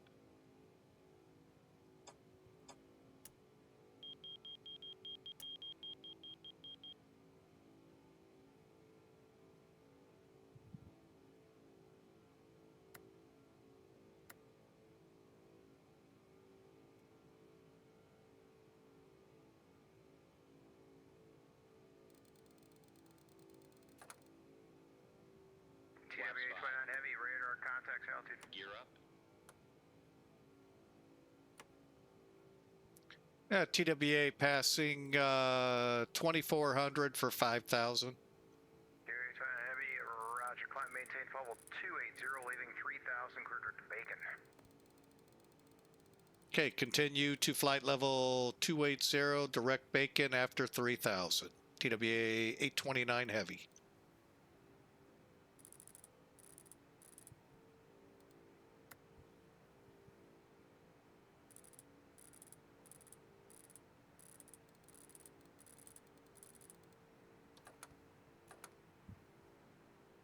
flaps up.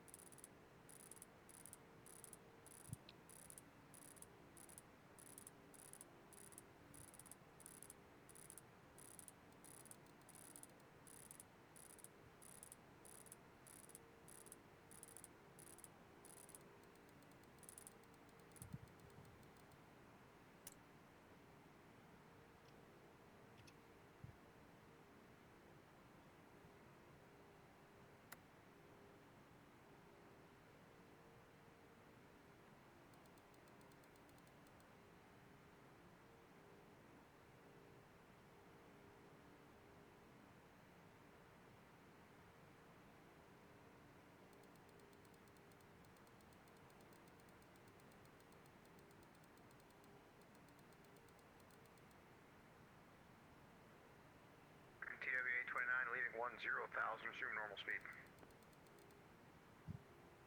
All right, after 10,000, sorry, we got the speed up there. We'll try to get it back down. We'll get to normal speed.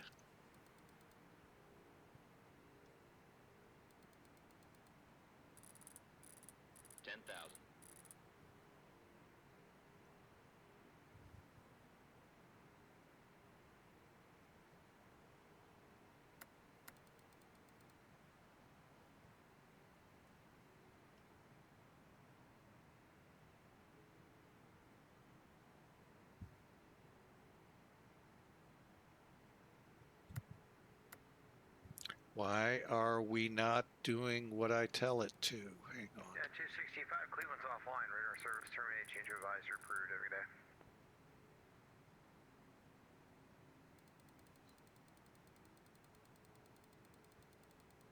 Yeah, 436, Cleveland offline. Radar service terminated. Change of advisor approved every day. 22.8 United 436. Thanks a lot. Good day.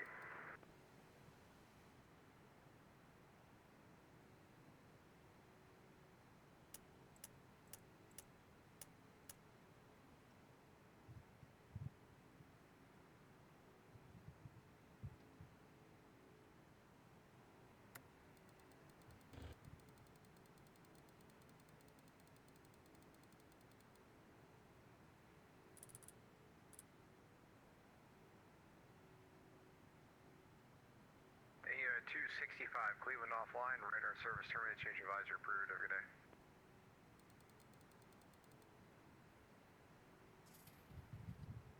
Okay.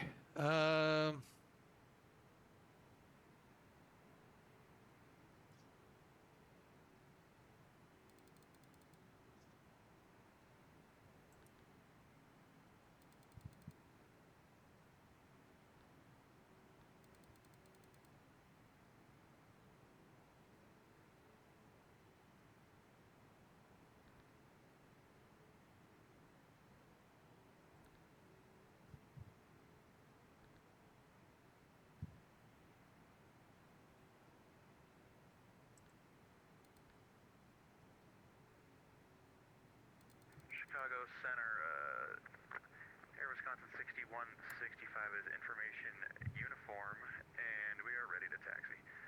Air Wisconsin 6165, Roger, thanks for uniform. Runway 9 right at Sierra Sierra, taxi via uniform, Golf, cross runway 4 left. Taxi via uniform, Golf, cross runway 4 left, taking off at Sierra Sierra 6165.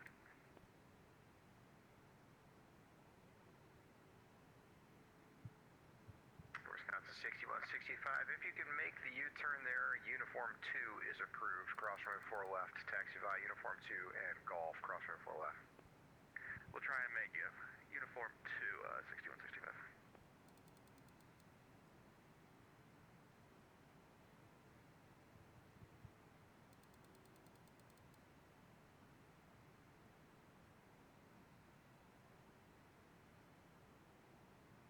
TW 829 heavy, clear direct to Jarkey.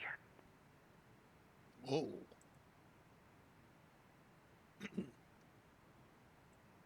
All right, you had to make me pull my chart up for that one. Cleared direct Jarkey, TWA 829 heavy.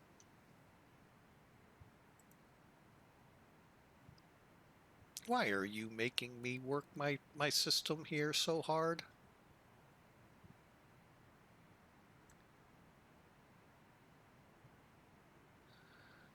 He's testing me. That's what he's doing.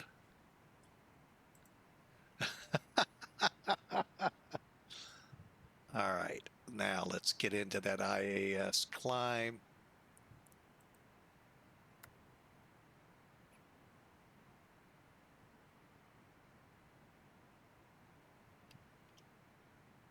Okay, we're on climb, set, and should be turning.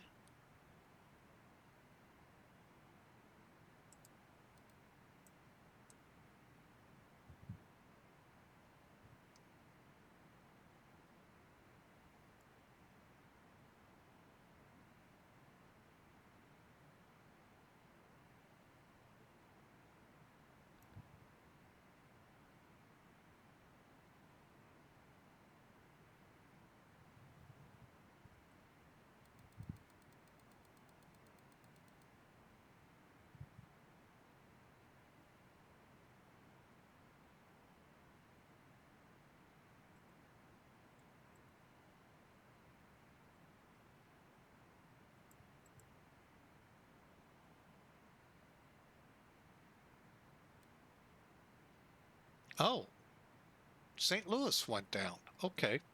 They saw me coming and said, oh, run for the hills, run for the hills. Okay, what do we got here? Something's not right. Probe heat. We are on, right? Probe heat. Oh, we're in test.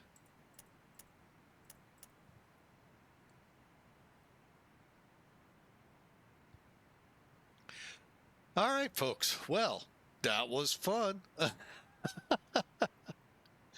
Anytime you bring a controller on and you're trying to learn something, third time, by the way, with this flight or for this system, always makes it fun. And then he throws in those little goodies like he did to Jarkey. We'll be leveling here. Again, can't stress this enough. Make sure when you're climbing, descending in this plane, you see altitude select. If not, you will blow through it. All right. I told you we can go to RBS.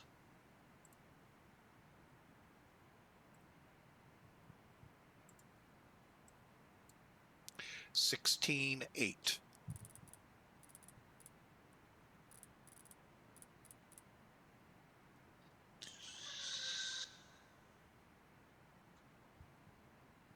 All right. Let's get this thing updating real quick.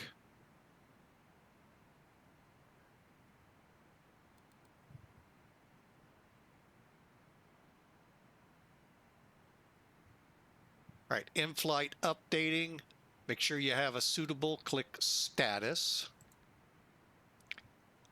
Expand.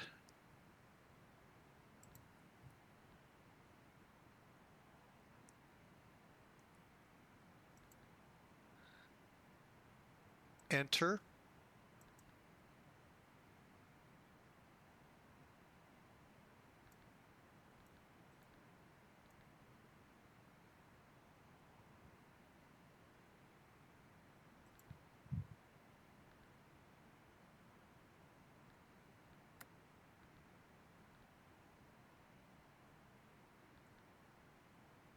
Okay.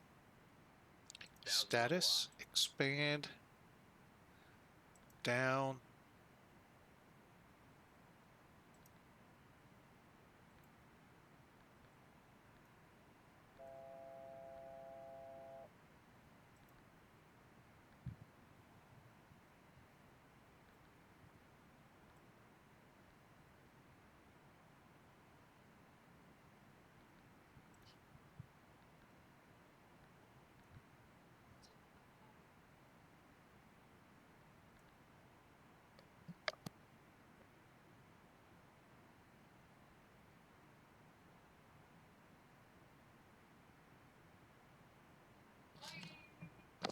All right, the little one has been really struggling of late. Any prayers to help her through whatever she's got in going on here would sure be appreciative. All right, let's get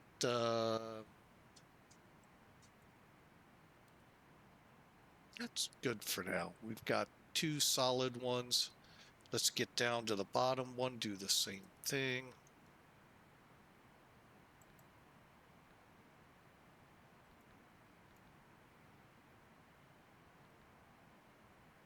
Now, you can click it to enable RNAV, but it won't.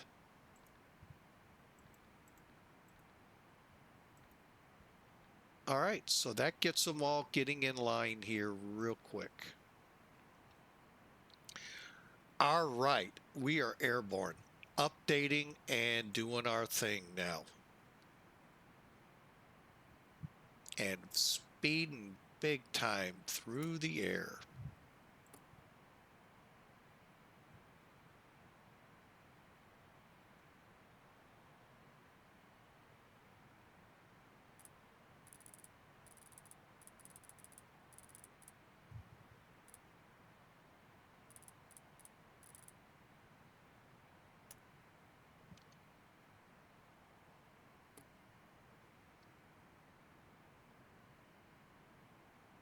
Okay, we'll just go there. I'm not going to worry.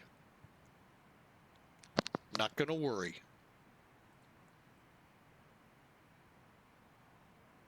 We are going to wreck Jarkey, right?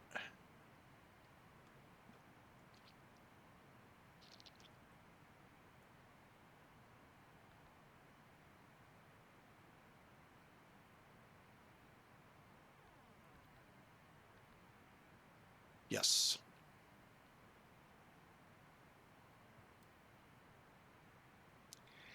Oh boy. Oh yeah, we're too close now. Let's see if SPI can help us. 12.7.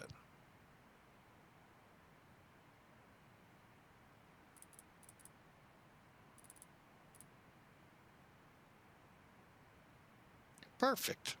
And these should be able to take us right on in.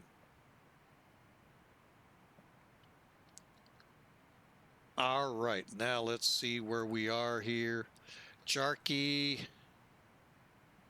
28,000. Chicago Center, Where we're supposed to be. holding short of 9 right. Wisconsin 6165, Chicago Center, Raj, turn left heading 360, runway 1. Oh my goodness. 0, curve takeoff. Clear for takeoff. 9 right, Air Wisconsin 6165.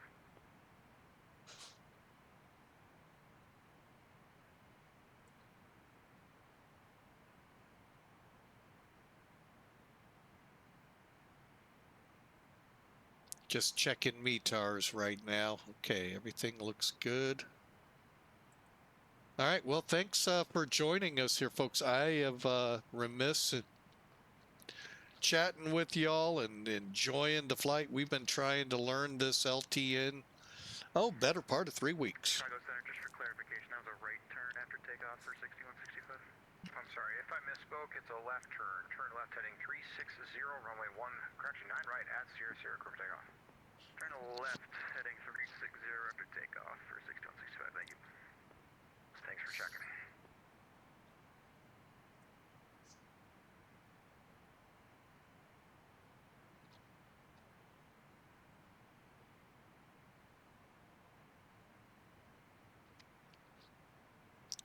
Now, I'm going to show you something. It's kind of interesting. Okay, remember, we just started updating. Okay, so now all of the LTNs are starting to get in line with each other off the VORs. Unfortunately, we lost one. Oh, we're 160 miles out. That's why. Hang on, let me find another one and I'll get back to my thought, hopefully.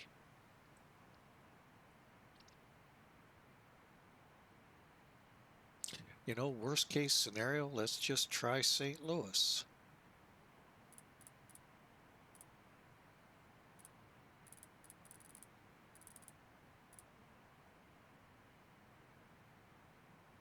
Boom. We're good all the way in now. Basically, what you got to do with these VORs so that they update decently Wisconsin 6165, radar contact altitude. is find VORs suitable. Secondly, not too close, not too far away. I found that sweet spot 20 miles to about 140. So in that sweet spot, you should be updating. Now, if you look at what we're doing here, we were actually off to the right of RBS, but you notice how we're getting slowly and slowly on course? It actually looked like we were going to... 29 heavy, Kansas City centers offline, radar service terminated, change advisor approved, negative. Nope. Always helps to push the right key. Over to advisory, TWA 829.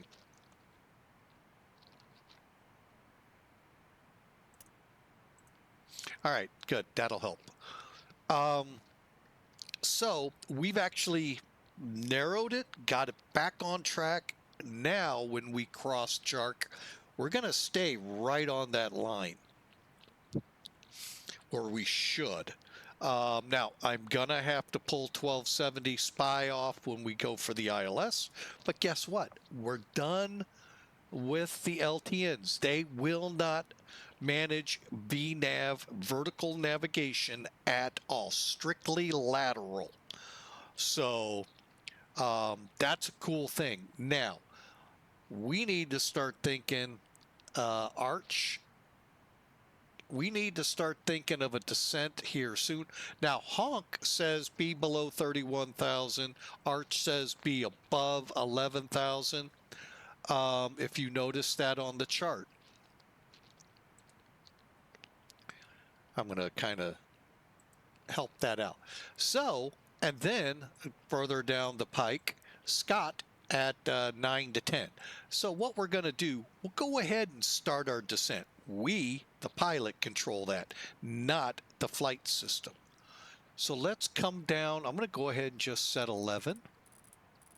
Notice one thing I should have done that I didn't, go to out hold.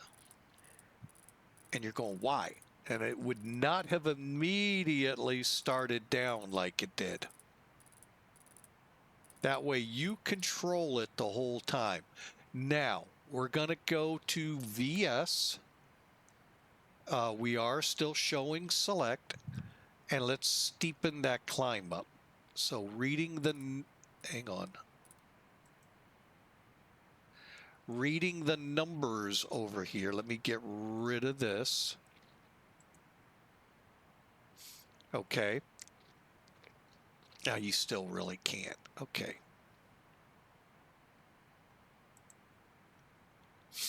Okay, you see how you have the numbers in here? You can really set this up.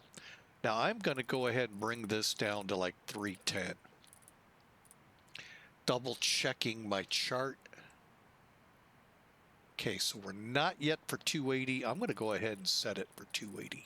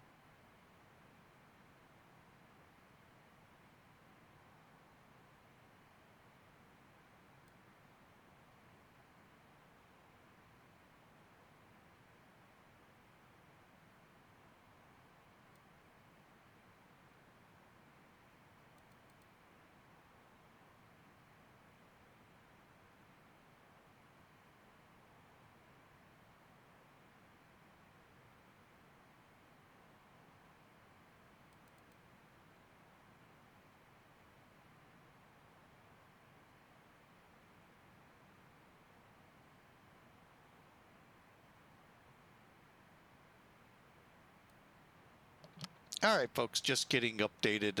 Our little one, or not our granddaughter, she having a rough time like I said, we would sure love, she especially would sure love prayers.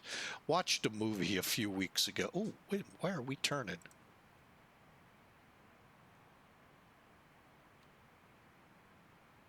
Oh, window. Okay. Um, uh, Miracle from Heaven or Heaven's Miracle, something like that with Jennifer Gardner. Might have been the only big name in it, but anyway, boy, it always keeps you on your toes when you see a story like that.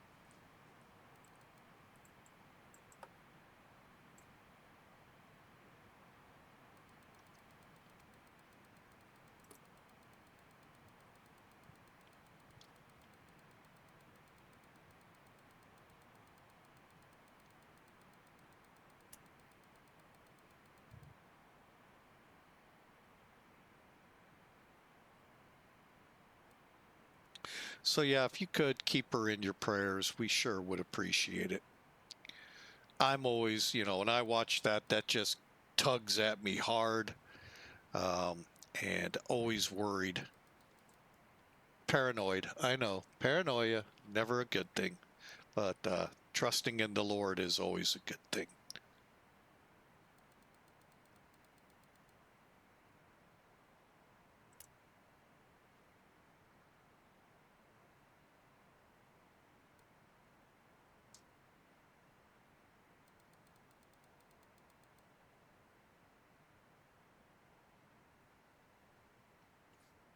All right, let me bring the spoilers in.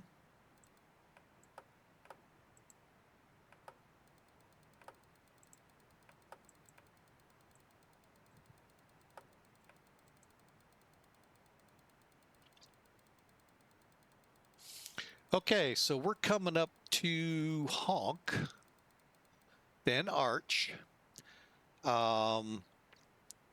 So we're about 18 miles out of Honk, 24 miles out of Arch, and so forth. All right, so other than our APU snafu on the ground, caused a lot more issues than we were prepared for, realized. I hope you got something. I'm actually getting a little better with each flight. I'm going to keep it to these kind of short flights for now, just because there's a lot to this, and there's still a lot that I don't have written down. And when I look at these units, what do all of these do? CAT, data, remote, flight plan, direct. I get direct, your dim, your brights, those I get. But, there's a lot to this thing that I'd like to know.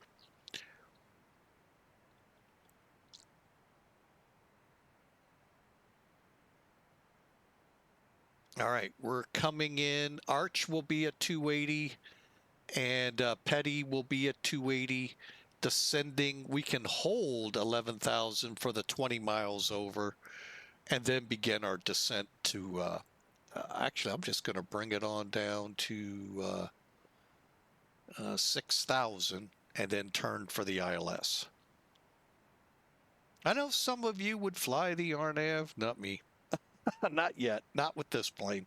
So, but anyway, I hope you've all enjoyed. It was fun. It definitely made this a lot longer stream than intended. But tomorrow we are going to be not in the 747. Now, part of me wants to stick to a gun that I had set up. I don't know. Part of me wants to get back into the Airbuses. I kind of miss them. But then we had an update with the 767. We flew that up offline, off stream as a test. Part of what it announced saying they thought they had the CTD for the terrain radar and radar corrected. I can hereby tell you no. So I don't know if there's something else. Shampoo Flyer, where are you? But welcome in, welcome in.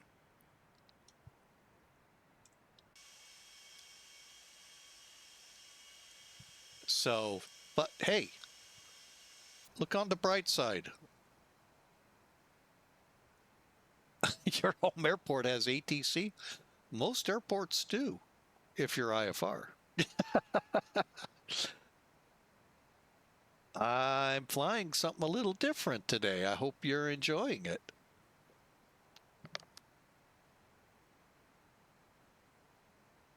I've been for the last few flights, if you weren't tracking us. All right, so we're coming in to Arch in about 3 miles. Now that alert button light comes on at about 5 to 10 miles out. Still no Concorde, no sir. No, we're right now I'm kind of holding off on purchases. There's a lot out there that I really like. That little BAE 346, I think it is. Oh, that's one I really love. That Pan Am or a Clipper, Boeing 314 or whatever it is. Ooh, 146. Thank you. So yeah, there's a lot of other things, plus a couple of sceneries I would love. But Chicago, JFK being too high on the list. Although I haven't flown into JFK in a very long time.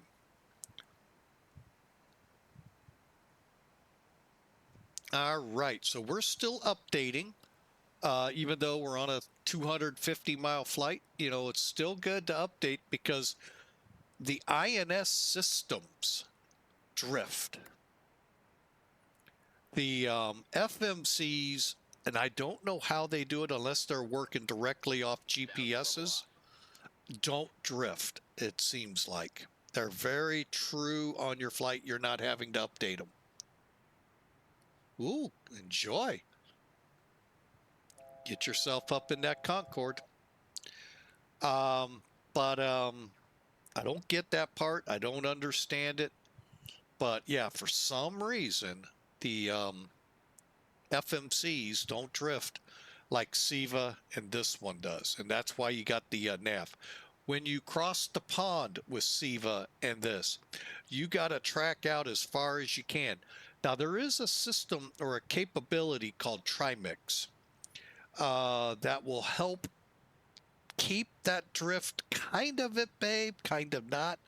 But as soon as you can get within a range in that sweet spot for a VOR, you need to do it so you can update and try and get closer to your track. And then as far out from land as you can pull one in, start updating before you go, as the Navy called it, feet dry. But on this flight, yeah, drift, we saw it. You had to really know what you were looking at. But yeah, we did see the drift here. All right, so we just crossed Arch. We're headed to Petty, 7 miles out. And then we're going to begin our final descent. So I am going to go ahead, slow us down to 250. Head over here. Performance, landing, load sheet, flaps 30. Real quick rundown here of our runway. Okay, we're landing on 9,000 feet.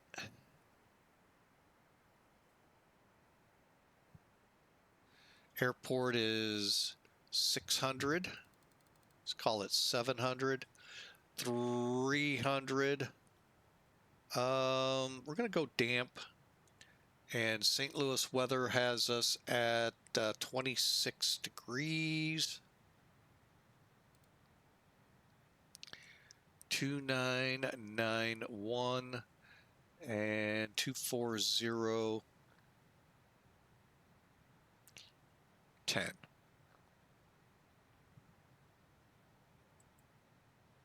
All right, so we'll go speed brake or brakes at medium, and then 140 for the approach.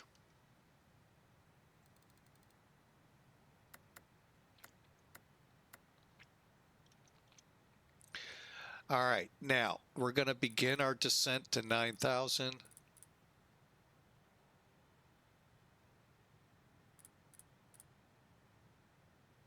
Well, you're going to have to wait, sir.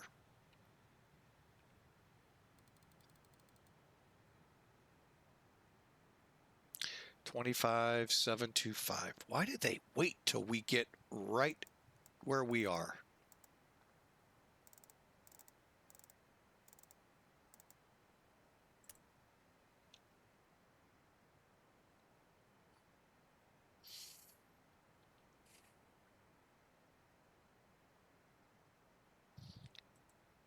Kansas City Center, TWA 829 with you on the arch arrival. 430 right. 10,000. TWA 829, Kansas City Center, the St. Louis altimeter 29901. Expect the ILS, runway 30 right approach. Okay, we'll expect 30 right ILS, TWA 829.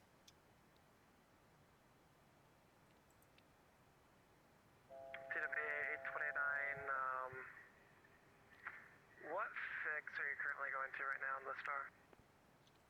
About to cross, oops. About to cross Scott, next up Eads. Roger, thank you. Kansas City, Cook 72, checking in with you, passing through flight level 150 for 350. Cook 72, Kansas City Center, climb maintain level 350. 350, Cook 7.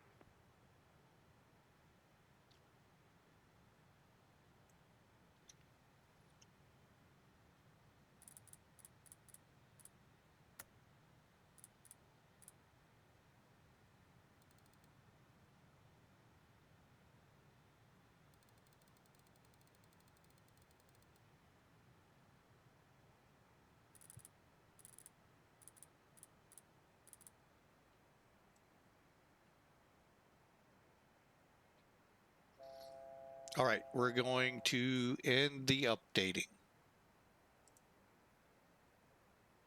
1113.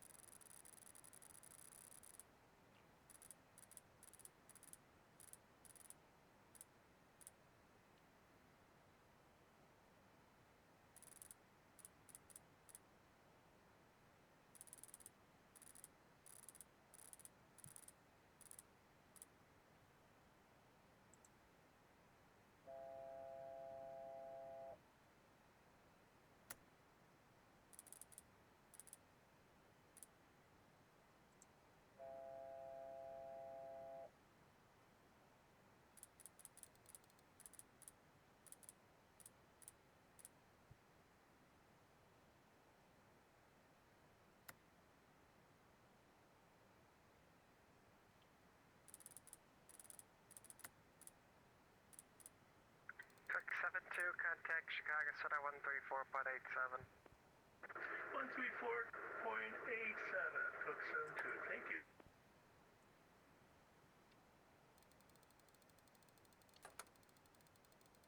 Flaps 1.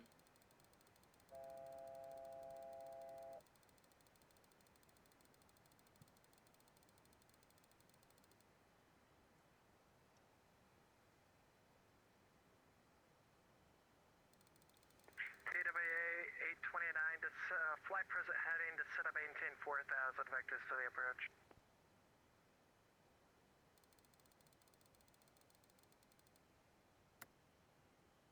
Okay, current heading down to 4,000. TWA 829 heavy. Atlanta Center, American 2446, just north of Henge Mountain, flight level 350. JetBlue 324, that is approved, report when back.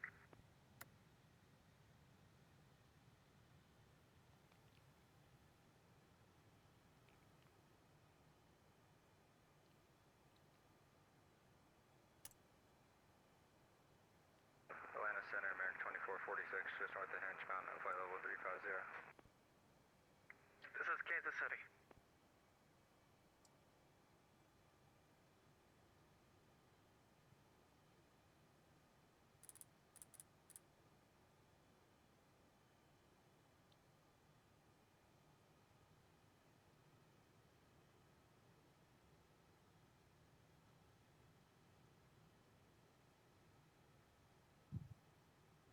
that call sign.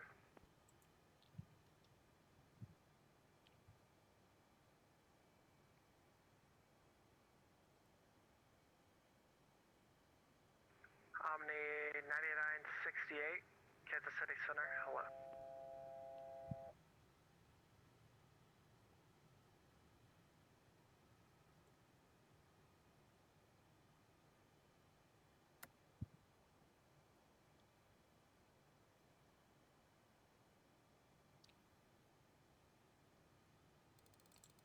Kansas City Center, TWA 29. I may have missed it. Did you clear us for the approach 30 right? I have not, just flight present heading, maintain 4,000, and I'll give you a turn on the localizer in a second. 829 copies.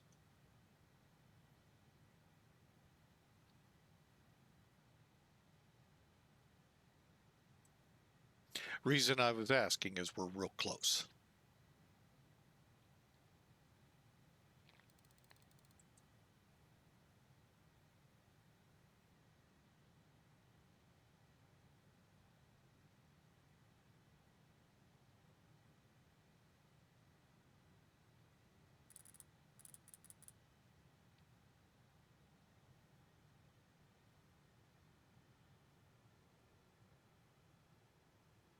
Kansas City, cargo Lux 51, Squinty flight level 330.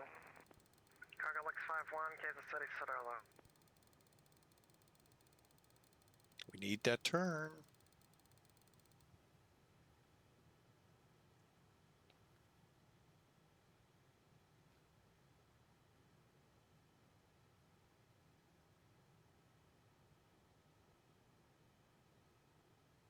We're going to fly through it.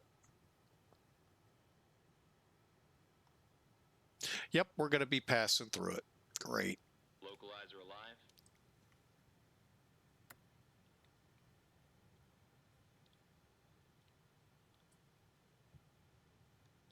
And we flew through the localizer. We're turning for it. TWA 29, turn right heading 340, intercept the localizer. 340 to intercept the localizer, TWA 29. Knew he was going to do that.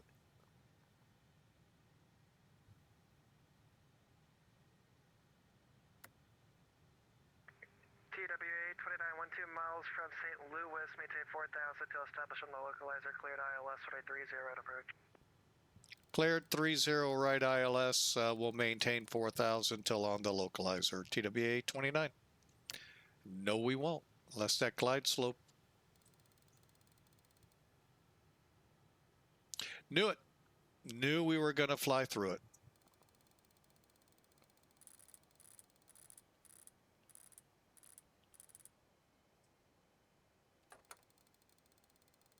Flaps 5.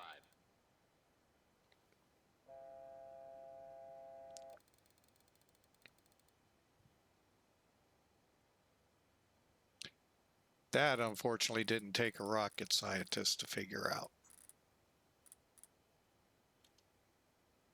Okay, runway in sight. Believe it or not, with all the crap we've had here in St. Louis, I can actually see an airport.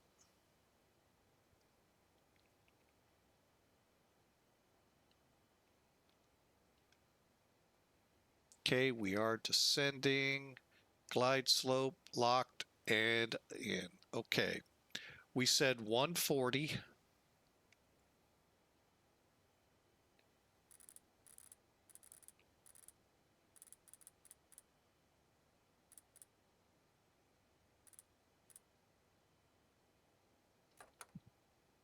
Gear down. Flaps 10.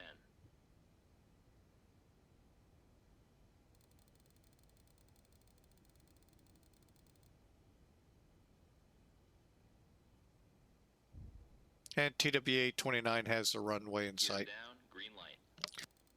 TWA 29, 30 right, clear to land. Clear to land, 30 right, TWA 29. Flaps 20. Okay, brake set medium. Cabin crew, prepare for landing. Ladies and gentlemen, please make sure your seatbelt Flaps 25. are in their full upright position. Make sure your seatbelt Flaps is 30. fully fastened and all carry-on luggage is stored underneath the seat in front of you or in an overhead bin. Our cabin crew are currently passing around the cabin to make a final compliance check and pick up any remaining common valuables. And we're at exhale at speed and time it.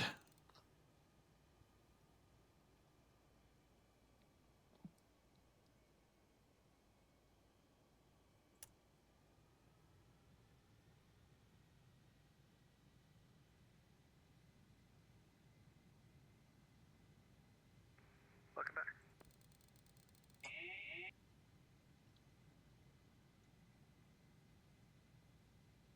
Southwest 345, Kansas City Center left.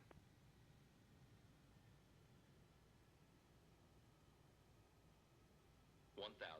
Gentlemen, have just been cleared to land. Please make sure your seatbelt is securely fastened. Getting a little high, trying to get set up for that crosswind. 9 knots.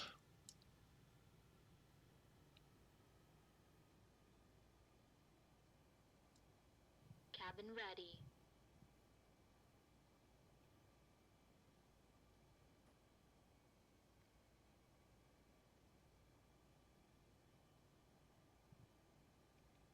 Landing. 500.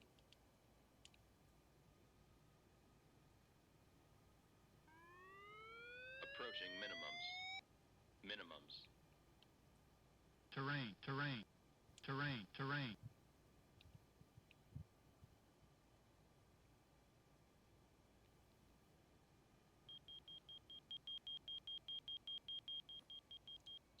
$50, $40, $30, $20, $10. Check reverse.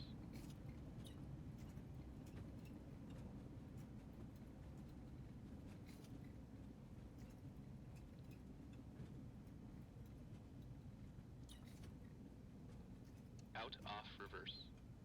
Auto brake off. That felt like a really good landing.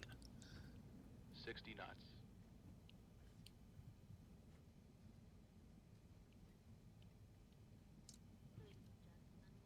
TW 829, taxi Papa, taxi Echo Papa, where are you parking?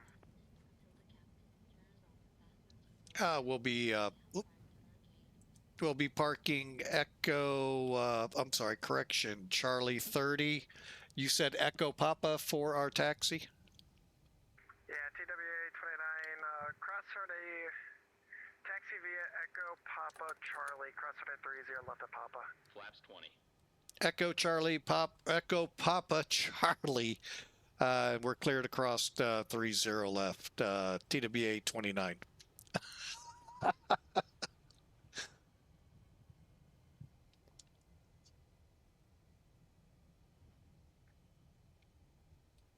Is that this one?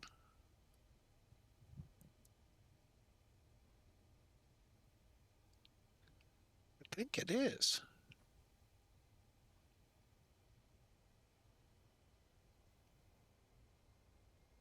Now, that don't look like my map, but that's okay.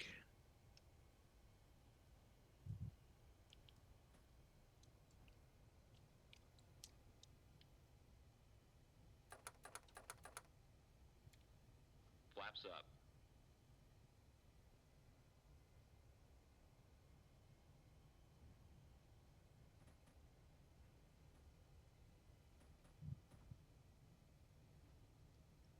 I actually don't think we have a jetway there.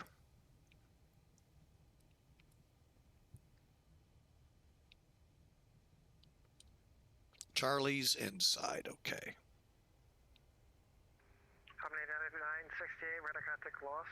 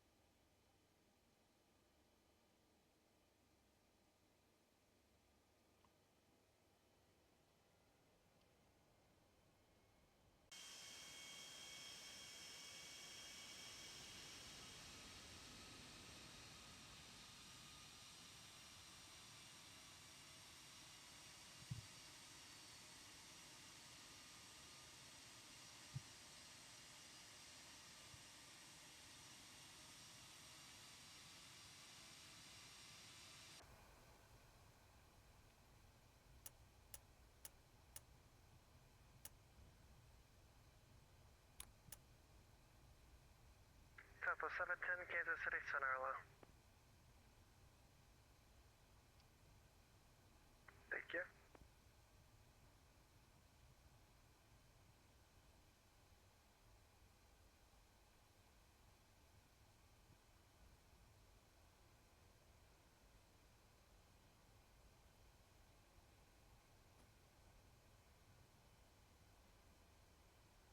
You said you're at Tulsa? Streak 5387, what runway would you like?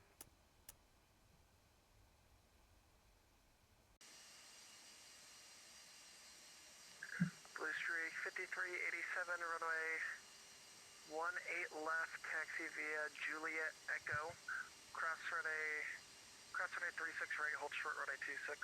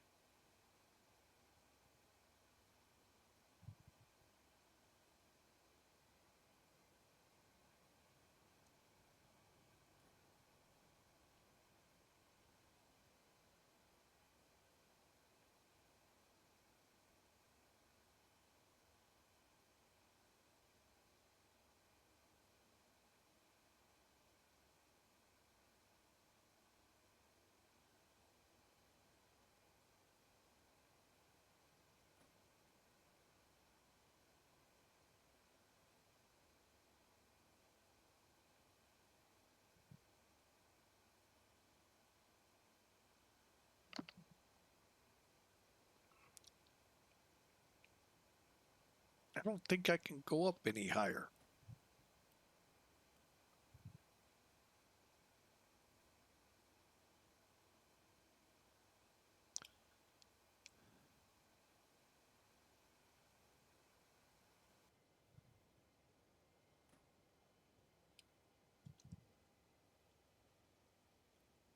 Go ahead.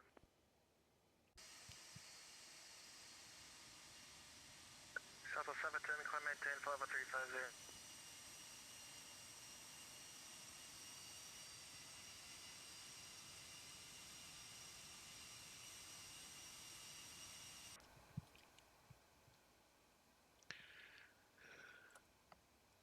Parking brake set. All right.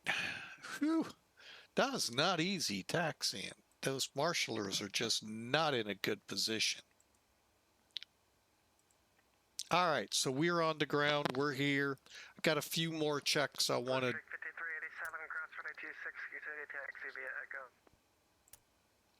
Okay, get over here. All right, seatbelts, anti-ice, auto brakes should be off. If not, they are now. Cabin crew, disarm slides.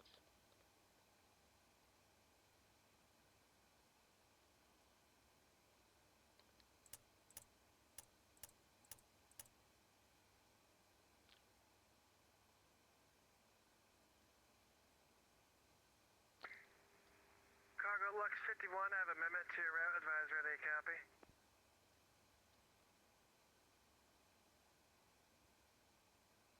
Cargo Lux 51, go ahead.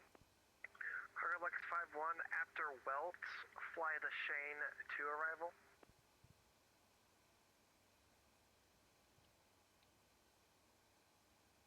Okay, after Welts, it's the Shane to Cargo Lux 51.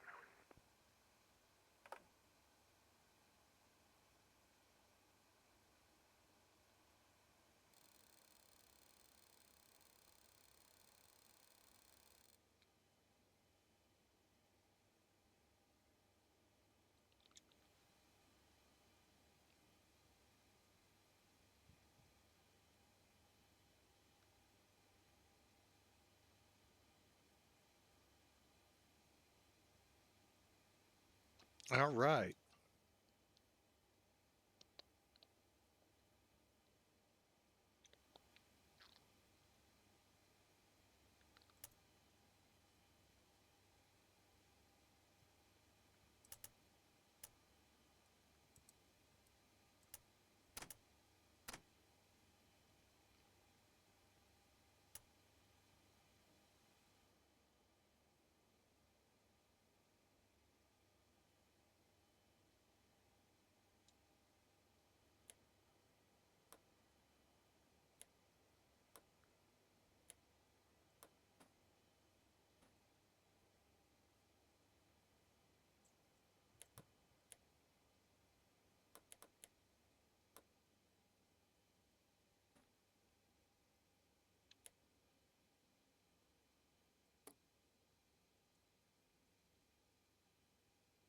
Cabin crew, doors may be opened.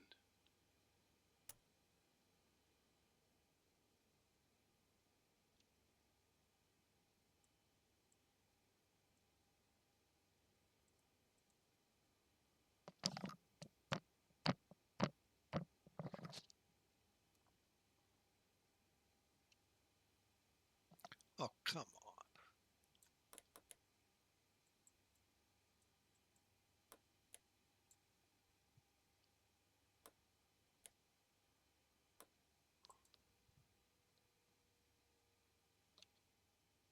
Knew something was wonky. All right, we're in. That's all that matters. We got that set. That's gonna clear. All right, welcome to St. Louis, folks. Let's take a look outside. Far better weather here than what it was about 40 minutes ago or so.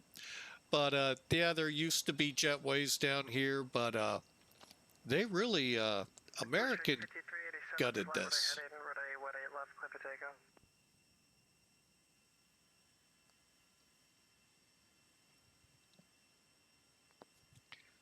All right, so You said you're at Wichita? let me do this. There we go.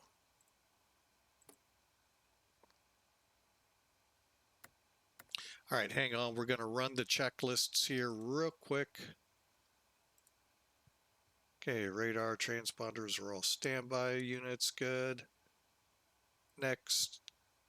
Okay, brakes, beacon lights off, INS to align.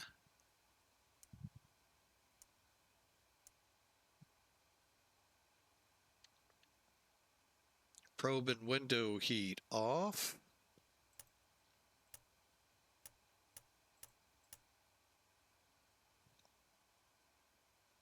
Pack valves, fuel boost, hydraulics, flight recorder.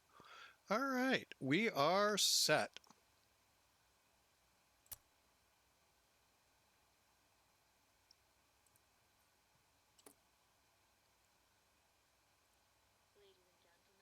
Ladies and gentlemen, please check 328, not bad. I felt it a little better than that, but that's just me. But we'll take it. Let's see how many points I missed out on this flight.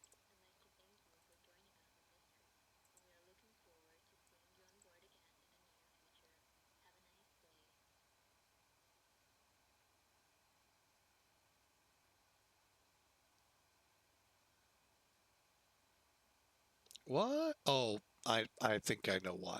Hang on.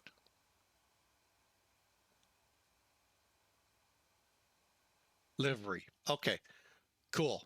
Just like, what? How did I get a red mark on this one? All right. So far so good. Everything looks good. No negative numbers. We got 195 points on that short haul. Not bad. Welcome to St. Louis. All right. With that, I am going to go X out. All right. And bring in Elevatech.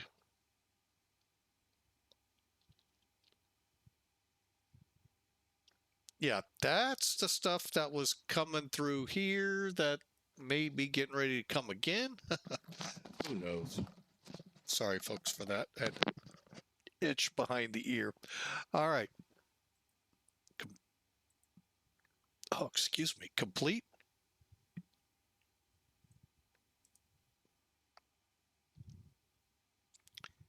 Okay, 44-minute flight.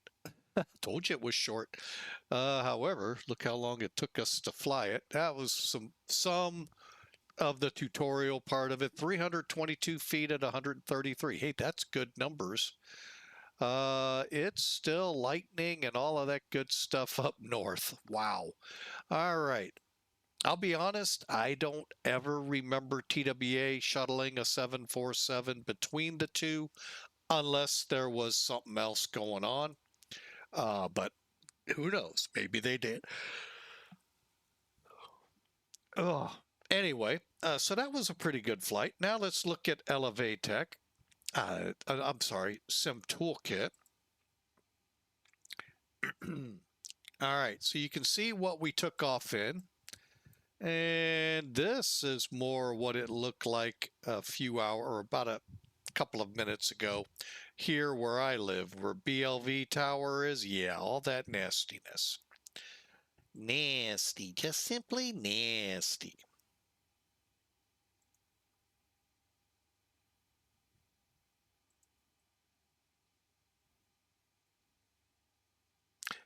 Come on, complete the flight.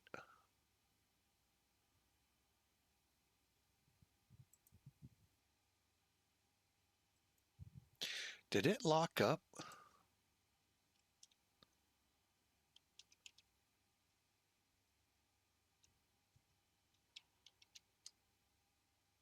Nope. Oh, what is going on here? Well, we're gonna...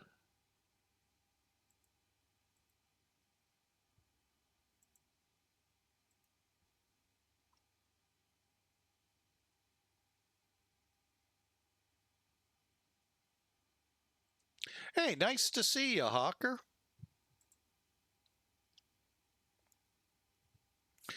I can tell you this, Sim Toolkit did not lock up. I did such a good landing, it just didn't want to provide the information. Nice to see you. Hope you had a good 4th. Looked like it.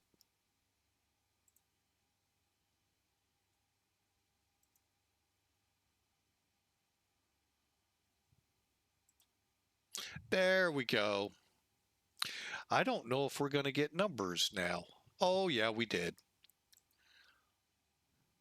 Ours was great. Babysitting a dog terrified of the explosions going on outside.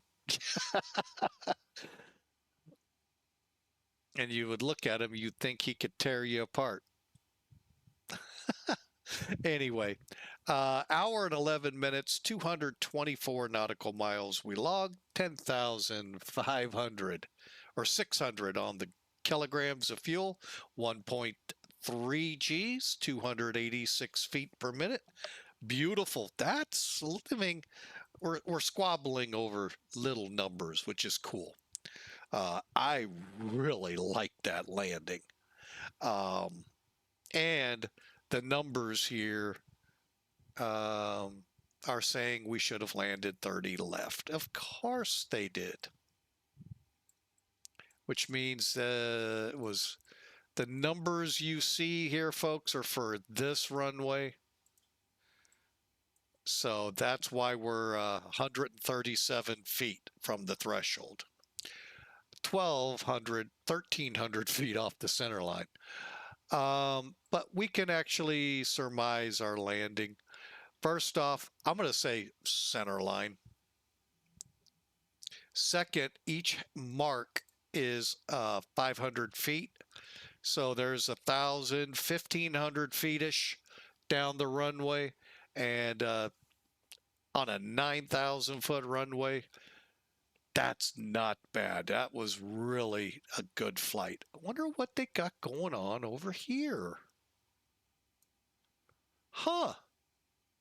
Wonder what all that construction's going to be. I'm going to have to take a trip out there and see. Fire up my little airplane so I don't have to take my life in my hands on I-70. But yeah, I wonder what's going in there. Oh, I know. The Allegiant Airlines hub.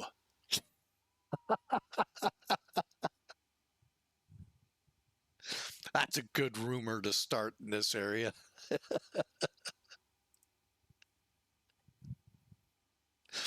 Oh, well. Hey, this was a fun flight. I hope y'all, like me, learned a lot from it. I sure did. There she is, the TWA 747-200. So I did this flight just as a quick recap, as kind of a tutorial of both not only the aircraft, but setting it up and getting it going with the LTN. Takes still about an hour-ish to an hour and 15, 20 minutes. And we did not run the verbal side of the, I could run those checklists, and that takes time too. So that is part of the reason why I always use the FMS also on this plane. Quicker, a little quicker to flight. But I wanted you all to see that LTN is, that's actually not a bad plane. It takes a little bit. Once you learn it, I think once I get it down, I should be able to, get going a lot quicker. So I hope y'all enjoyed. That's about all the time I have for today. So we're going to wrap things up here. And you all have a fantastic rest of your Sunday. For those of you in the U.S., it's back to work tomorrow, unless you took that week off too. So I hope you all have a great day. God bless you all. And we will be back in the air. I tell you what it is, but I really haven't narrowed it down yet. So we'll get it up on Discord and y'all can get a hint at what tomorrow's like. See you tomorrow.